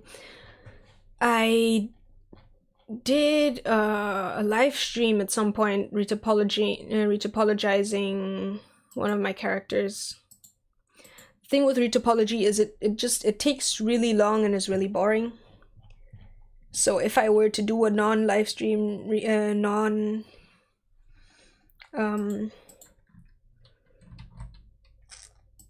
time-lapse retopo video, it would probably be more like just live streaming the process itself and then just keeping the live stream up as a VOD, rather than actually making a whole video explaining the whole process, because that's too much work for me.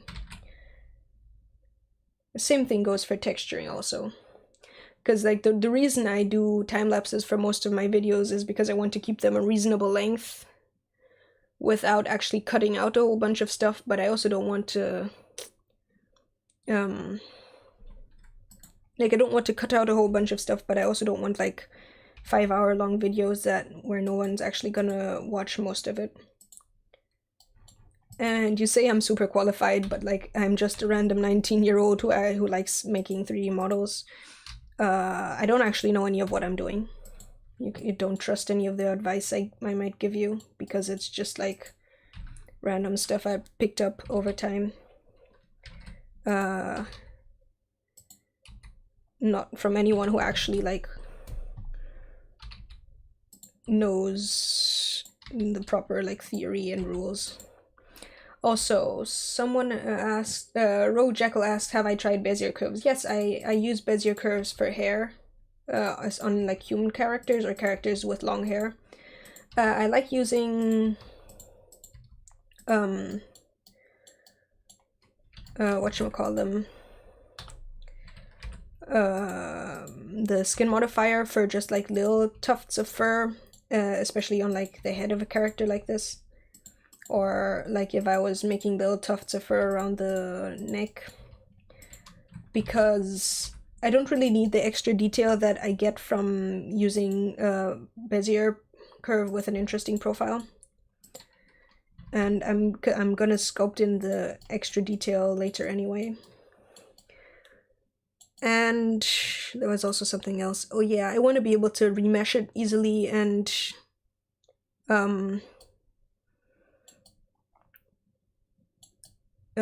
yeah, sculpt it later. And for that, curves can be a bit iffy with not having any holes.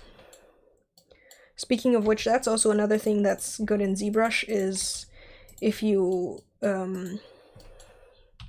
whatchamacallit, dynamesh, which is the equivalent of the Blender remesher. If you dynamesh an object in ZBrush, it just automatically fills in all the holes, and Blender doesn't do that. So if you have an object that has holes in it and remesh that, it just messes up your geometry.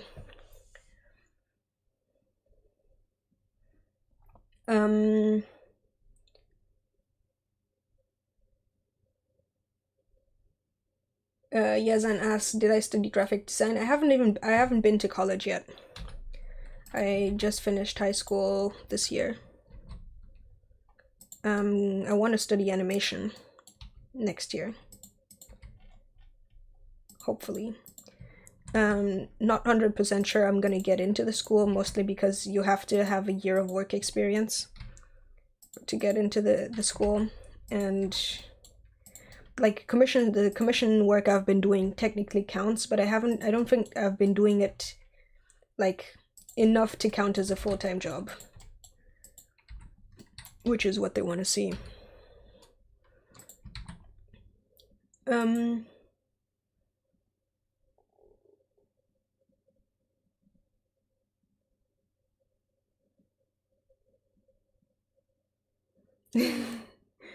GFX, I get the early days where you make the husky so sexy.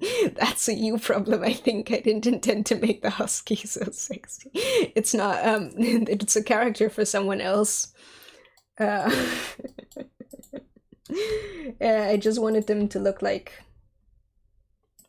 I wanted him to have a certain vibe that wasn't necessarily sexy, but I guess that's how it turned out. GFX, I need a good showreel to get in, but like the requirement for the year of work experience isn't just from the school itself. It's like a more overarching requirement. So there is a concern that even if my reel is pretty good, it might not.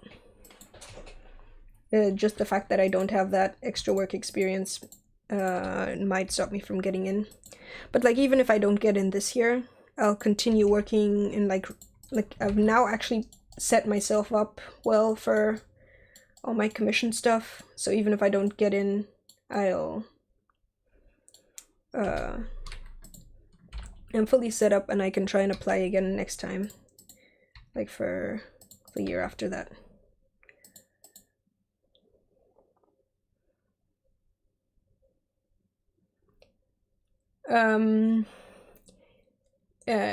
Shara asks if I want to learn more about storytelling. I could look up like Skillshare courses or something.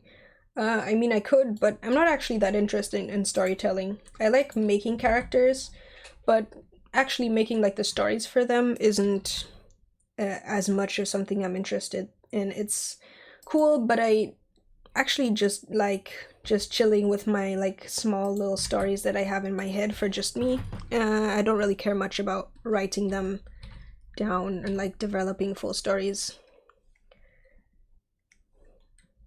it could be helpful for actually designing characters, but like might as well just like design other people's characters if I want to design a character that really has a fleshed out story. And for my own characters, just having like the little bits about them and their personality that I do know is enough.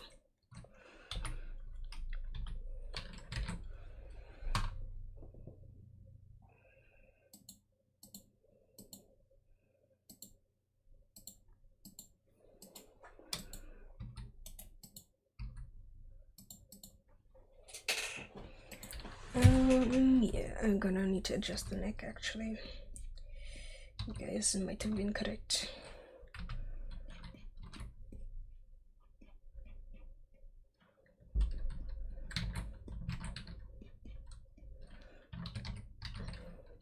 I really like the elastic hook, but it really deforms like all of the sculpt. I have to pay attention if I'm using it like this, that I don't just move around the whole model.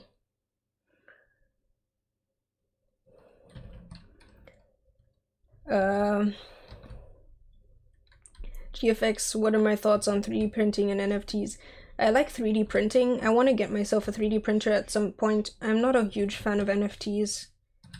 I don't like the whole idea of just like taking stuff, like art stuff especially, and feeling the need to turn it into something that you can like trade and make a profit with.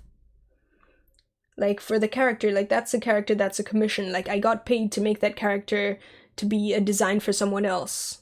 Or I could sell the rights to that character for someone. Well, I can't sell the rights to that character because I already made it for someone. Like I already sold the rights to that character. But like if I made a character I could sell, like I could sell the rights of the character to make to someone who wants to like make a game or whatever. But just like the idea of making it into like this tradable token that's just like a video of the character or something like that, I don't particularly like.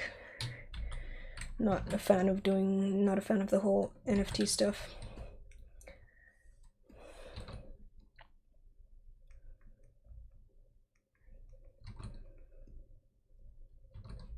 Also, one thing I'm actually not sure about is oh yeah, okay, my perspective is where I want it. Like usually Blender by default the focal length is about like 40, I think, or 50, but I think 80 is a bit nicer for like feels more natural. 40 is very sort of fish-eye.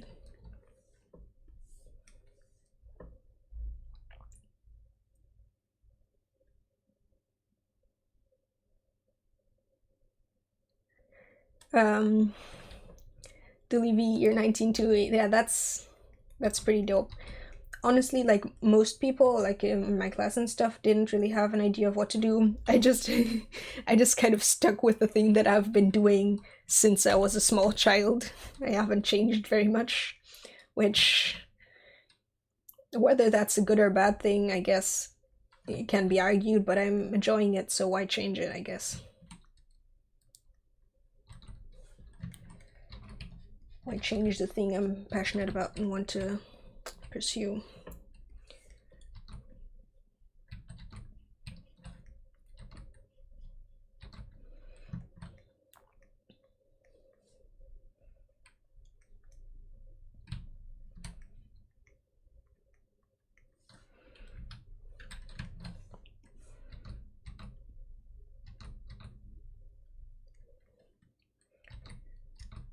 See, the problem with actually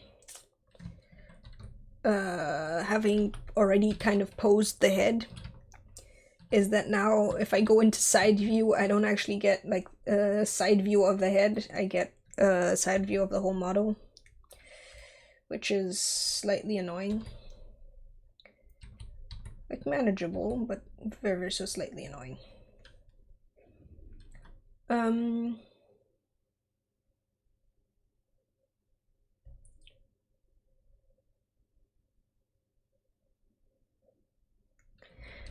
Yazan, thanks. I have learned like a lot in the last 1 or 2 years, I think. Like even if you just take my art from like 3 years ago or so when I was 16, it's way different from how it is now. So a lot of stuff can change in very little time, all things considered.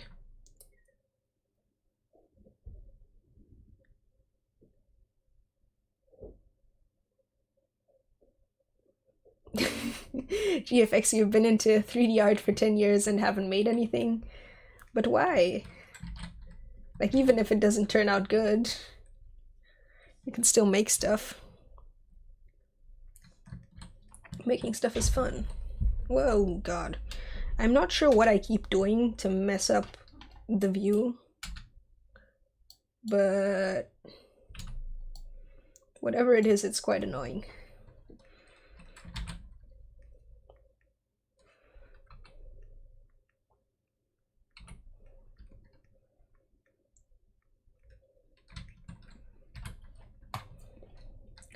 I do love for Blender that I can actually like poly model stuff without dying.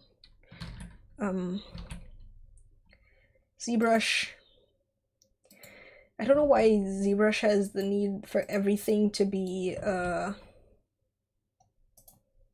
like a brush. Like, of all the things that shouldn't be a brush, your poly modeling tools seem like top of the list. Like should sort of have their extra mode and extra tools. But no, ZBrush just like has a Z modeler brush. To make everything confusing, and like weird menus you have to navigate with a space bar while hovering over a specific part of your model. I genuinely don't get why Z modeler brush is set up the way it is. Seems very inconvenient. Nuwoot asks, might it be the clip distance? Like, no, the clip distance is sensible. Like, if I zoom way in, it clips through, but otherwise it doesn't. It seems more to be something with my pen. It just like infinitely zooms in for some reason. Suddenly, and I'm not sure why.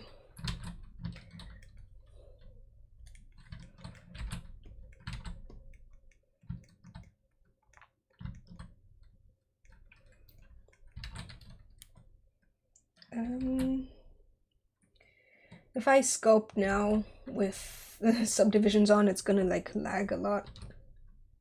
Yep, it's doing the lag. Sculpting with modifiers on in Blender doesn't usually work well. Gotta apply them before you sculpt.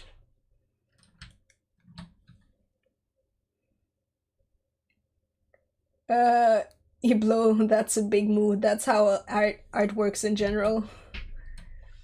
Like, you work on something and it's really cool at first, and then like as some time goes on, you slowly start to see all the like small mistakes and things you didn't notice at the time, or like you're getting better, or at least like your observation is getting better, so you start seeing a whole bunch of tiny mistakes and stuff that bothers you, and then you start hating it.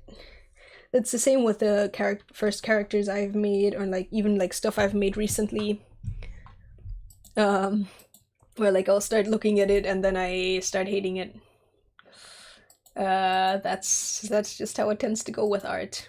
It hasn't been as much recently, I think, luckily, but definitely is quite a bit.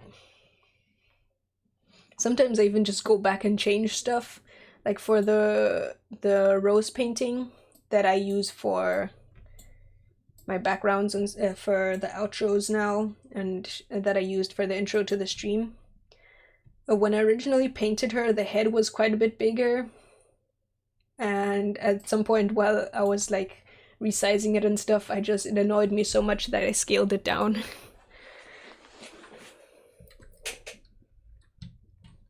And Christian, yeah, flipping your painting after drawing, that's the biggest mood. This is why like I try and flip my paintings like every 2 minutes. Luckily I use Krita for painting, And luckily that just has a simple hotkey to instantly flip your canvas. So I can just like press M, just like spam M a couple of times to make sure that my model actually looks somewhat reasonable. I don't know, my painting.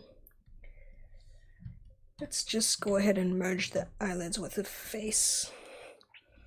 Yeah, I'm actually quite liking how she's looking. Not sure about her facial expression, but I can always change that later. I think I'm gonna make her look ever so slightly salty. Lilac isn't like the most cheery character.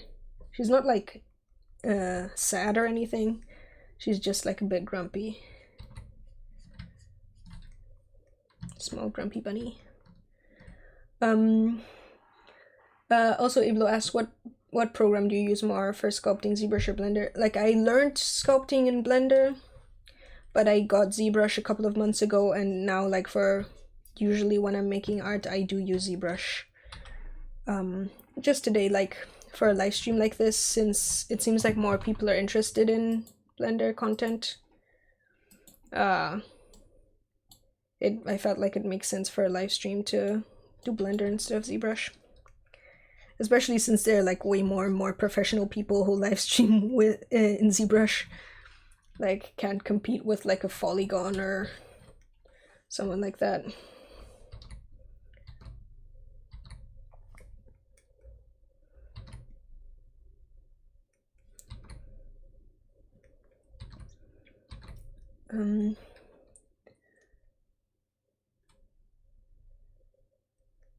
Iblo, thanks. I actually still like the painting quite a bit. Like I don't hate it. I would say I don't hate it yet, but at this point it's been like a couple of months since I made it, I think.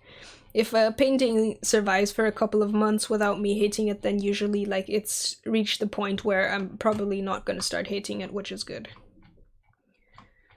Can't say the same for some of my other stuff, but yeah.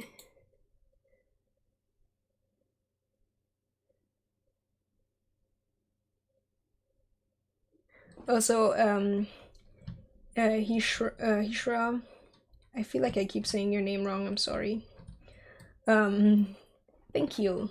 That always means a lot, like hearing from people who are like inspired to do 3D stuff because of me. It's still very, like, it feels very weird. But it's really cool to hear.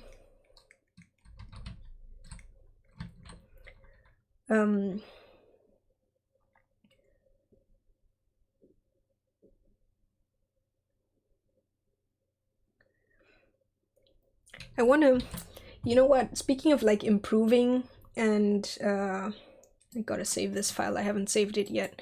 This is like terrible, I'm being very terrible. You need to like save your files, your Blender files way earlier. I have a tendency to just lean on autosave. The problem is that autosave actually doesn't work when screencast keys is on for some reason. So like this whole time, this whole file hasn't saved yet, and if Blender were to like crash for some reason, which luckily doesn't happen very often, I would have just lost the whole thing. But anyway, what I was gonna say, what I was gonna do is try and find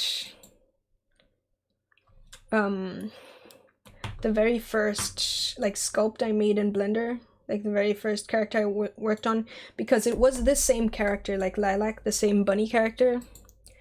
Way older design, but I probably have the sculpt somewhere, and it looks just like as a point of reference for where I started versus where I am right now. I feel like it might be worth just like putting it out there if I can find it, which is always an issue.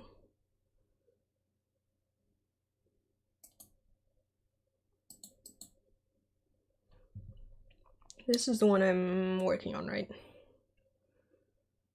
Would be slightly weird if not. Yes.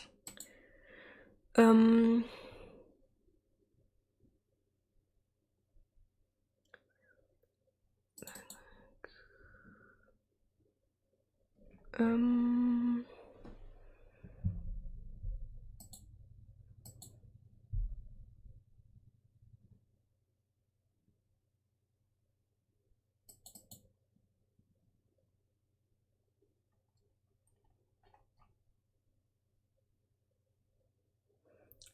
not sure, like, I'm not sure where I have that original file, but I think I can find one of the other older characters I made just to share. It was again Lilac. I made Lilac very often when I started out with Blender, and I think that's part of the reason I haven't made her that often more recently. Anyway,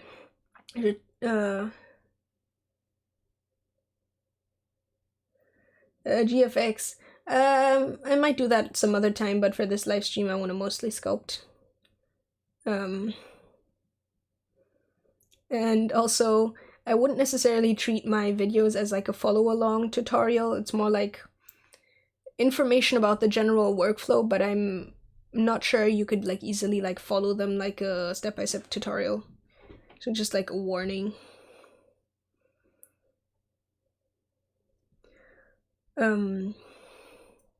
Yeah. I can't find the original sculpt, like that very first sculpt I made. But what I can find is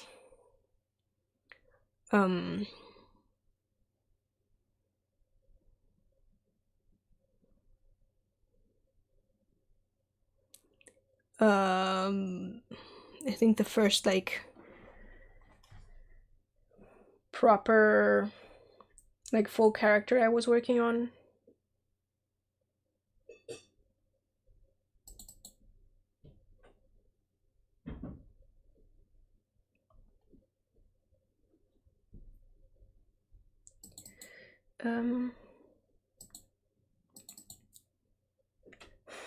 My file names are so so bad. Here she is. She might not look like as bad to some of you as she does to me, but I hate her. I just putting that out there. This is the very not the very first version of this character, but definitely like one of the first versions of this character.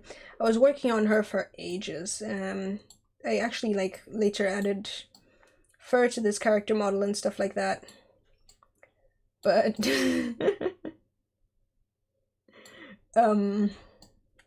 this is around about where it started. And don't save. And this is where we are right now. So I think I've figured out a little bit about like making characters look actually cute. Yeah. Anyway. Chat. How do I sound like a 12-year-old boy? I mean, I'm a 19-year-old girl, so I guess that's pretty much similar. I mean, like 12-year-old boys tend to sound like girls most of the time. Also, hi Flower. I saw you enter chat, but I hadn't had a chance to say hi. I'm glad you could make it. Oh god, no. Oh no, no, no, no.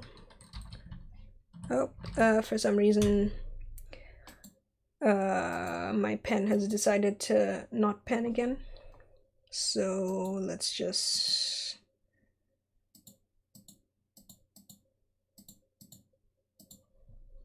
mess around with that for a bit.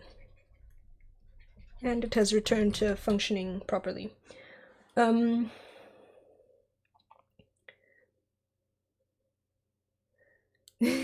Murdoch, I'm glad you liked my voice. I think my voice is very okay. I also have a sore throat today.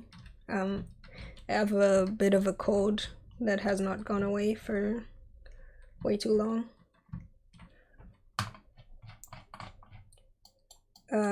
So my voice is a bit scratchy, but otherwise I'm glad you like it. And Banana thinks, yeah, I have, not to toot my own horn here, but yeah, I have definitely improved since I made that model. To be fair, like the very final version of that model turned out looking pretty alright, but I think it mostly turned out looking pretty alright because I like slapped fur on top of it.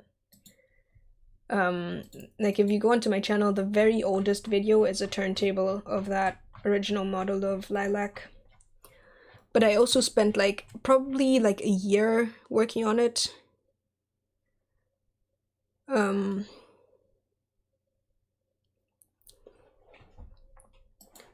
Just like on and off, like starting over from scratch and fixing stuff.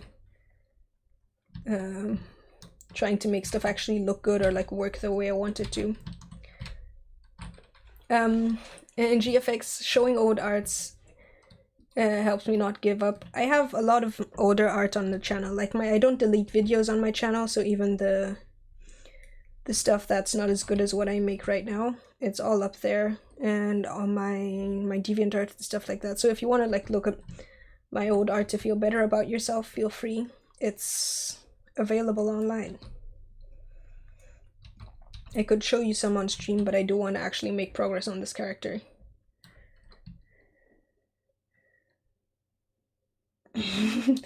Flower, you don't sound 60.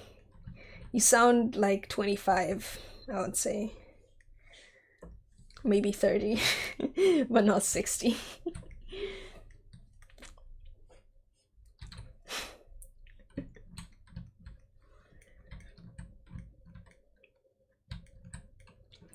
I'm not quite happy with how her mouth is right now.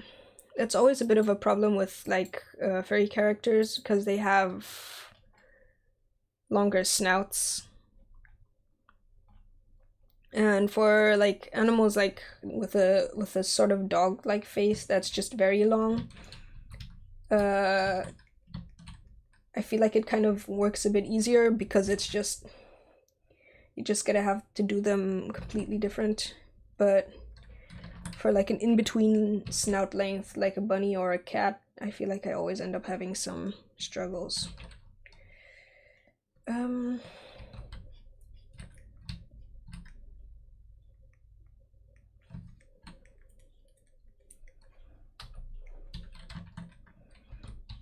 Also, half of my brain is GFX. That's a bit weird to have a crush on my voice. Also extra weird since you said it sounded like a 12-year-old boy. Just saying.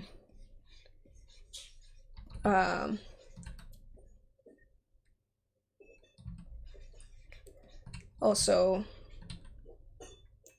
I wanted to say or do something else, but then I forgot. Oh yeah, half of my brain is currently still on Hades. For those of you who are on Discord, once again.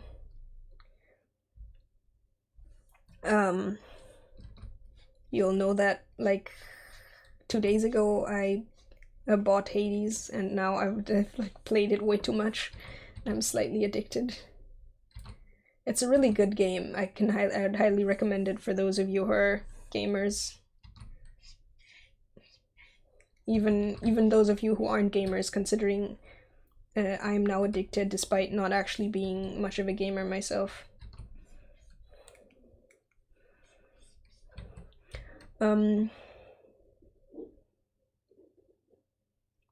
GFX, do I know Loish?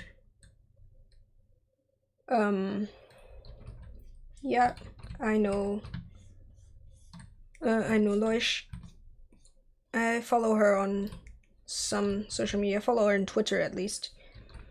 I don't really have many specific artists I look up to.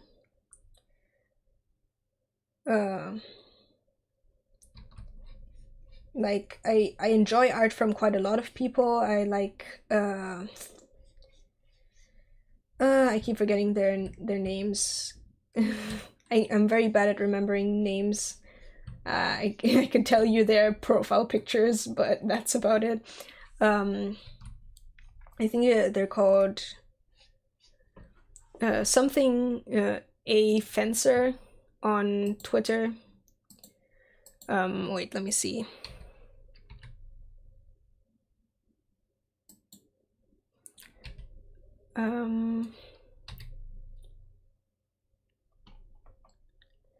Elector Fencer on Twitter. I really like their art.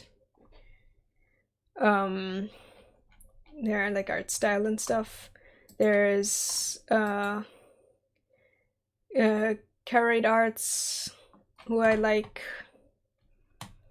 There's a bunch of like, there's just like a bunch of people whose art I enjoy, but I don't necessarily like, I never really considered myself like a fan of people much, to where like I'm super like interested in like everything they do and their opinion on stuff. It's just like I like seeing their art when it comes out. If they have like, if they post any advice or like a tutorial or something, I'll watch it.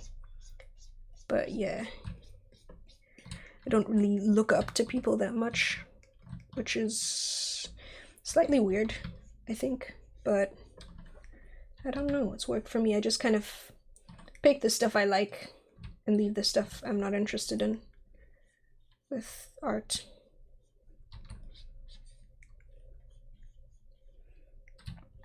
I think someone at some point again asked whether Dyntopo or remesh is better. I pretty much only remesh, but right now I'm actually considering using Dyntopo to dynamic topology to like clean up around the eyes. This lower eyelid here is looking slightly uncanny. Just gonna like blend that out a bit.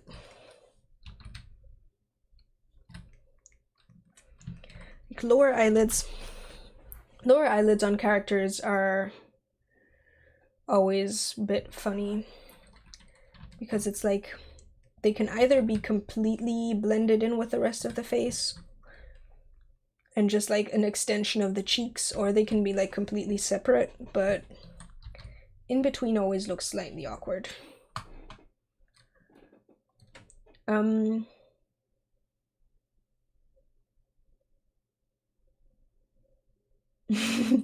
GFX, why?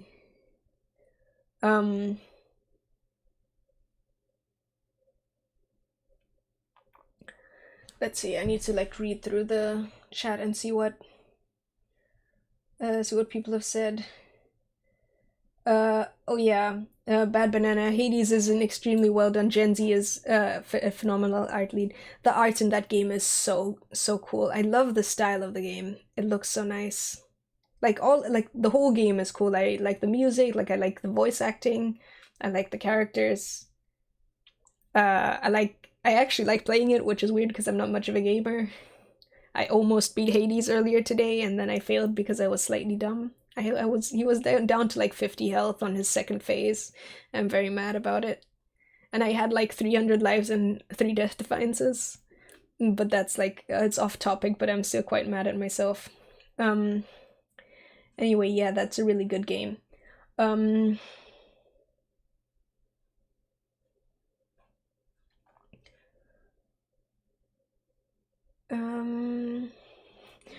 GFX, why do you hate Blender? Blender is nice.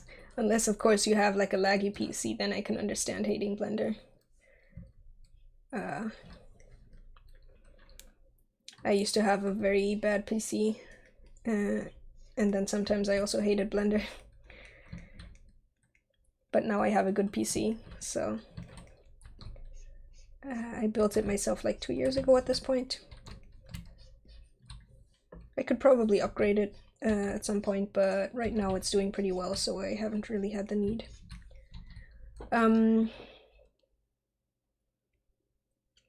Bad Banana, yep, here's where I would want to do a quad remesh. This is like the point in the stream where I miss zero measure. Part of me wants to just like buy quad remesher right now, but I don't think like it's really worth it since I already have ZBrush and I use ZBrush for most of my stuff.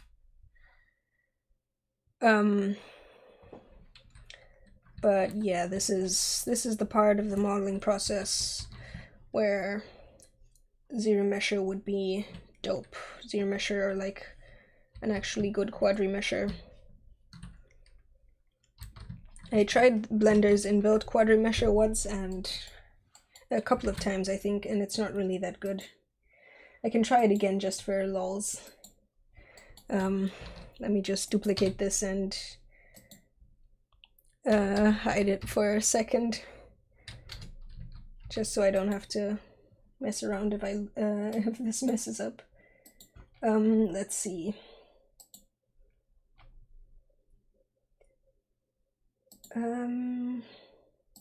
Remesh quad. Let's see what kind of resolution we want. Maybe 6,000. Faces. Keep mesh symmetry. Go.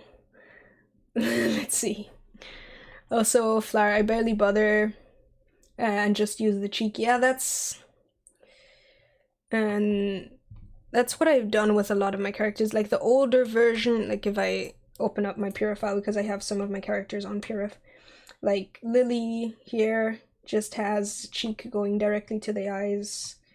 The older version of Lilac here also has cheek going directly into the eyes.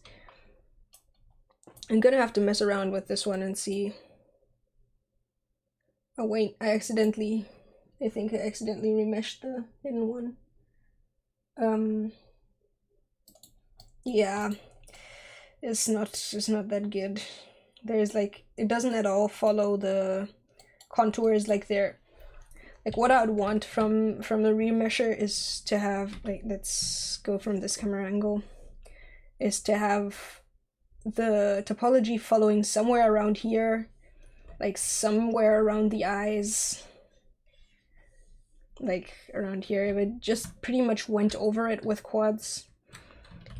You could technically use multi-resolution on this, and like it wouldn't be like completely terrible or anything, but it's not great.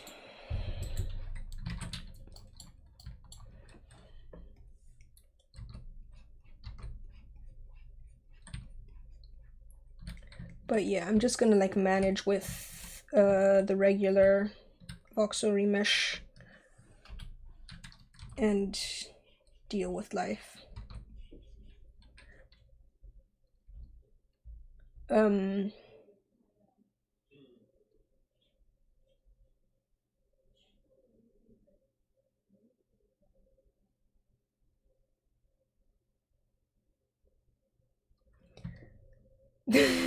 GFX. I guess that makes sense if if you're used to like other stuff. That Blender would be hard. Like I struggle using ZBrush and Blender at the same time because so many things are completely different. And yeah, if it doesn't run, that's also a problem.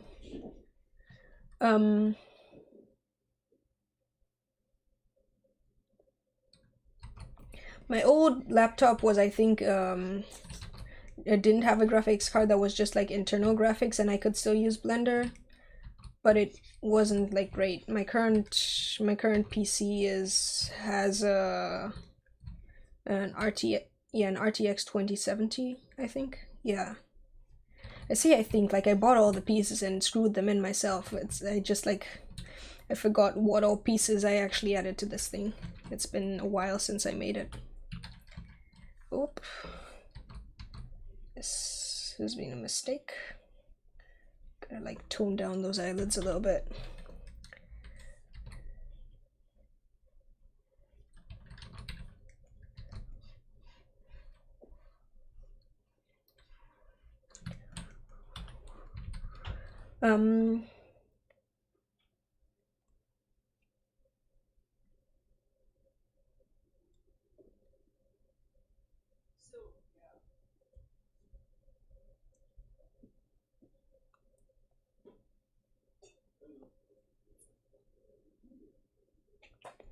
A bad banana. That makes a lot of sense as the quad remesher, that it's more of a proof of concept, because as it is, you can use it for a couple of super simple things if you use it early on, but it really isn't like good enough to really use in a proper workflow. If it was actually developed a bit further, I think with like I don't know anything about coding, but actually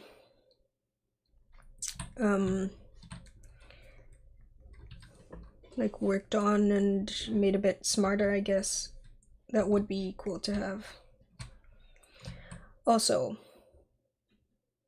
GFX, yeah, I built my own rig. I bought all the parts, ordered them, just had like for a week like a pile of boxes in the corner of my room while I waited for the remaining parts, and then grabbed myself a screwdriver and my dad to help me hold stuff mostly, and screwed all of it together. Like my dad helped me out just like so we had an extra pair of hands, because a lot of like I think I could have done it on my own. None of that was particularly difficult, but it's nice to like have one person be able to hold something in place while the other person like screws around. But yeah, in general, I built my own rig. I picked out all the parts. I got some advice from a couple of people to help me out with that, which was dope.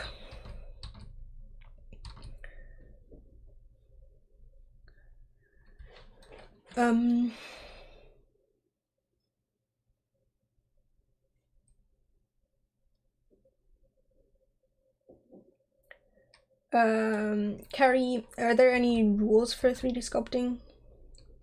I mean, I think it's pretty much like with art in general, where there's things that do and don't work particularly well, or like workflows that are easier and harder, but there aren't really set rules. Like you have to do this for this to work. It's just like some things are easier and harder, do and don't look good. Eyelids, man. Actually, I think I'm just gonna like duplicate the head and move one to scrap and just like mess around with how it looks if I just have the eyelids be the cheeks, like no lower eyelids, only cheeks. Is it gonna work?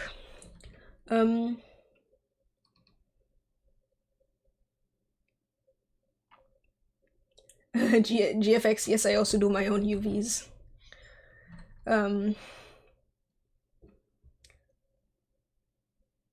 Yeah, Bad Banana, yeah, pretty much what Banana here said. It's not set rules, more like fundamentals. Pretty much, pretty similar stuff. I would not say like the same stuff as with painting, because with painting, a lot of the time you're also focusing on stuff like values and edges, which you don't really have in 3D. But definitely your volumes and shapes, making sure different stuff works from different perspectives and all of that. And anatomy isn't really a fundamental, but shape language, yeah, area of detail. It's all stuff like, for me, the whole art fundamental stuff is like, I know it exists, and like I can apply it to my own art, but I can't actually explain how I'm applying it, especially things like detail management or what was the other one? Shape language.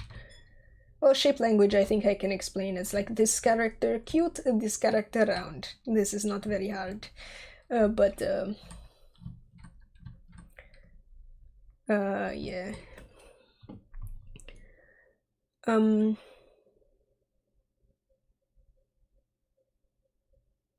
Yeah, but I mean, you pretty much don't have to deal with perspective in 3D at all, which is nice. Because it's like a huge pain while painting for me. Perspective, especially like foreshortening or something like that. If you have like a limb facing the camera, or like pointing at the camera. In Bloom. The thing is, I'm not actually sure whether that's a good thing, because I'm still not sure what kind of vibe I want the character to have. But I guess I'm gonna figure that out soon. Specifically, I think I'm gonna figure that out next time. because I wanted to make this stream 2 hours and it's already been 2.5 and it's getting late. I don't like it without the eyelids actually. It's not perfect with the eyelids, but I prefer it with them, I think.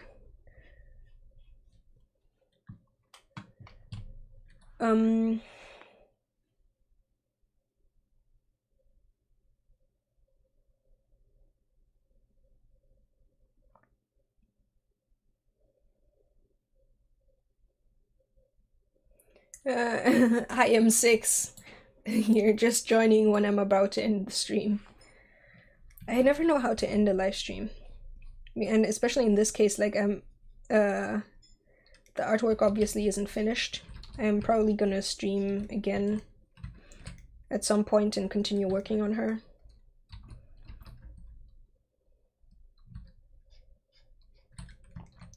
But for now, I want to probably end it pretty soon. Because I said I need to like sleep and stuff.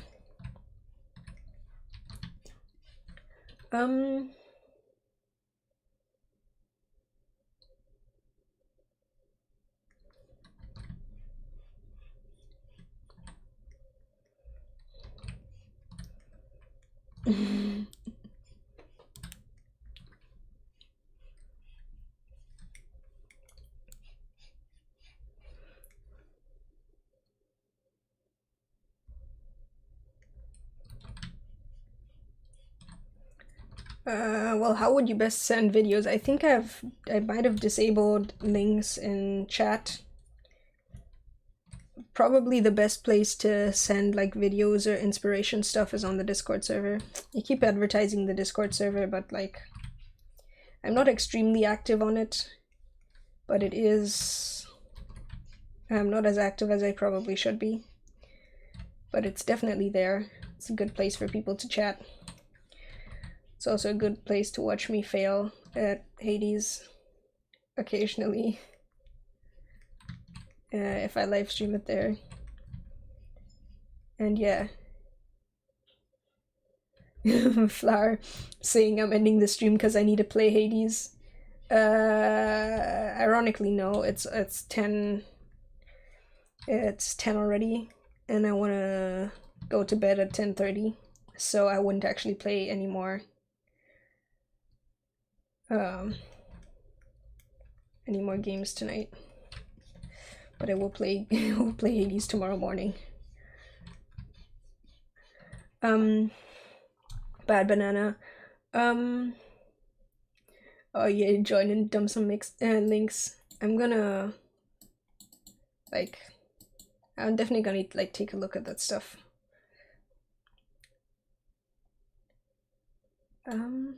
I just realized like I haven't been looking at this model from different angles much. It's always something you're supposed to do, but I always forget. Like I look from like the front and the sides, but then I'll forget to look at stuff from the top and bottom. Which is in part because I never actually know how it's supposed to look from the top and the bottom. Especially with like with characters in general, but even with like human characters, you barely see any like pictures of humans from like this angle or down here.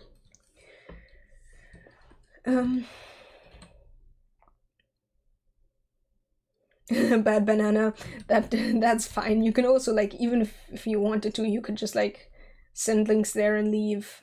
But like I get having too many Discord servers. I had so many at some point, like I've muted so many of them and like left others. Don't worry about it. Don't expect everyone to be active. You know what could make her like look instantly slightly better? Eyelashes. Eyelashes always make the character look instantly slightly better. I said I'm gonna end the stream and then I just have not been. This is how it tends to go with me.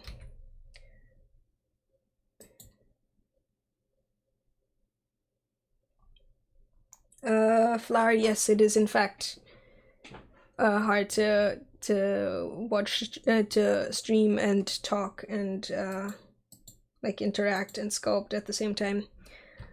But I'm managing. It's going well. Also, Banana, I would say inspiration is probably the best place to put it on the server. Or art discussion if that's more of the vibe.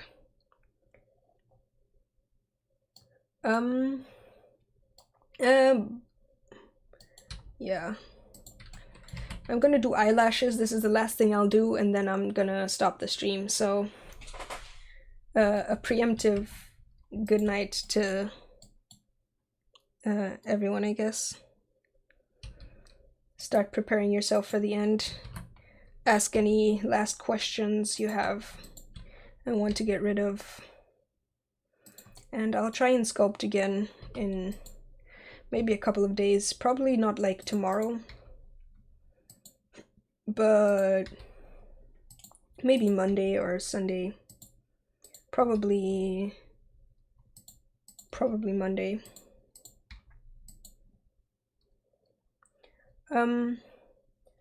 Also, hi, creative technologist. You're jumping in right at the very tail end of the stream. Okay. We have the basic shape of the eyelashes. Now we just gotta add the modifiers.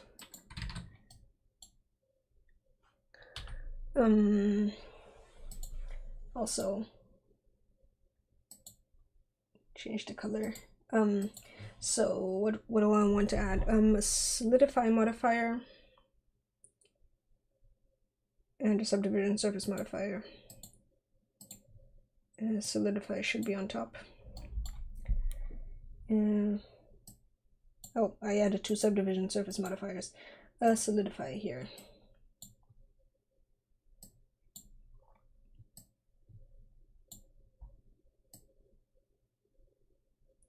I'm gonna set the offset to 0. Yeah, that makes her look instantly cuter. Also a mirror modifier, so it actually mirrors over.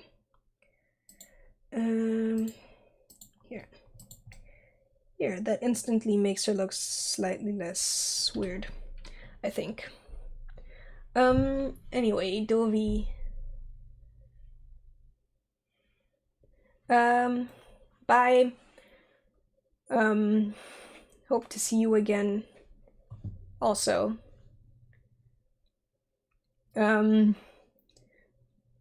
Murdoch asks why. Like, why what? And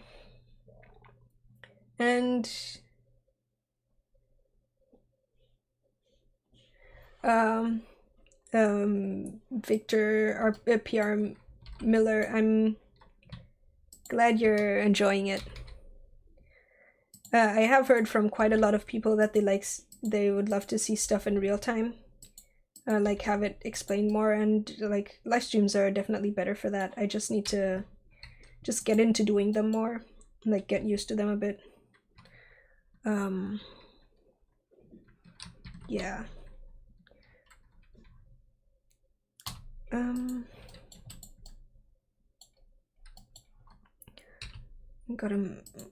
I started on the eyelashes. I have to actually make them look good. Might actually like make them even a bit more detailed and like add extra individual lashes. I did that for a while and then I stopped doing it for some reason. I'm not sure why. Should get back to doing that. And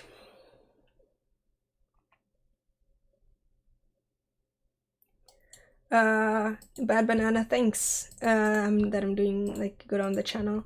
Yeah, I'm really glad with how the channel is going. It's grown slowly, but it continues to grow, which is nice.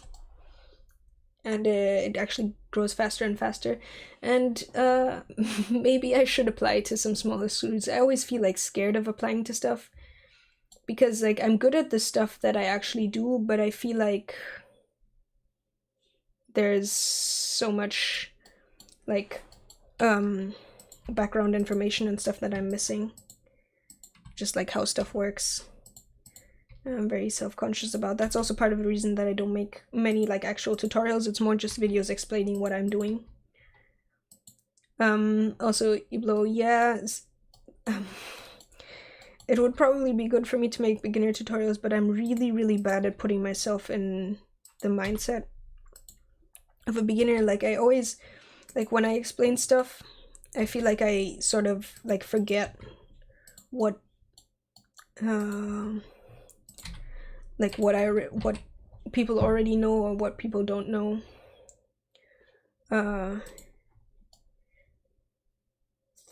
Well, maybe at some point I will make a beginner tutorial, but don't keep your hopes up.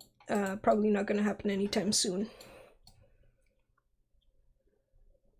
Anyway, I think this is a good place to end the sculpt for this video. Gonna go to bed at some point pretty soon. And yeah, Bad Banana, I'm definitely gonna check out the links you sent. Take a look-see at them. Probably like right away, since the stream is done. And yeah. Victor Pierre Mueller, thanks. Yeah, I've noticed that there aren't many sculpting videos for anthro characters on YouTube. So I'm kind of glad I'm sort of filling in that little niche. And it's going pretty well for me, so that's nice. Anyway, yeah, I'm glad you all came and joined the live stream. This was probably the most like active live stream I've had so far. A lot of people joined. Like, usually I get around maybe 10-ish people in the live stream at once, and today, like, at points it was like 30, and it was pretty much always hovering over 20 for the most part. And so it was nice having all of you around, like having chat be active. And I'll probably, like I said earlier, stream the rest of this character at some point in the future. Not sure when. Maybe Monday. Maybe Sunday. I'm gonna I'll announce it probably the day it's gonna happen. So yeah, it's been nice. Hope you all have a good evening or rest of your day or whatever time it is for y'all. And see you guys.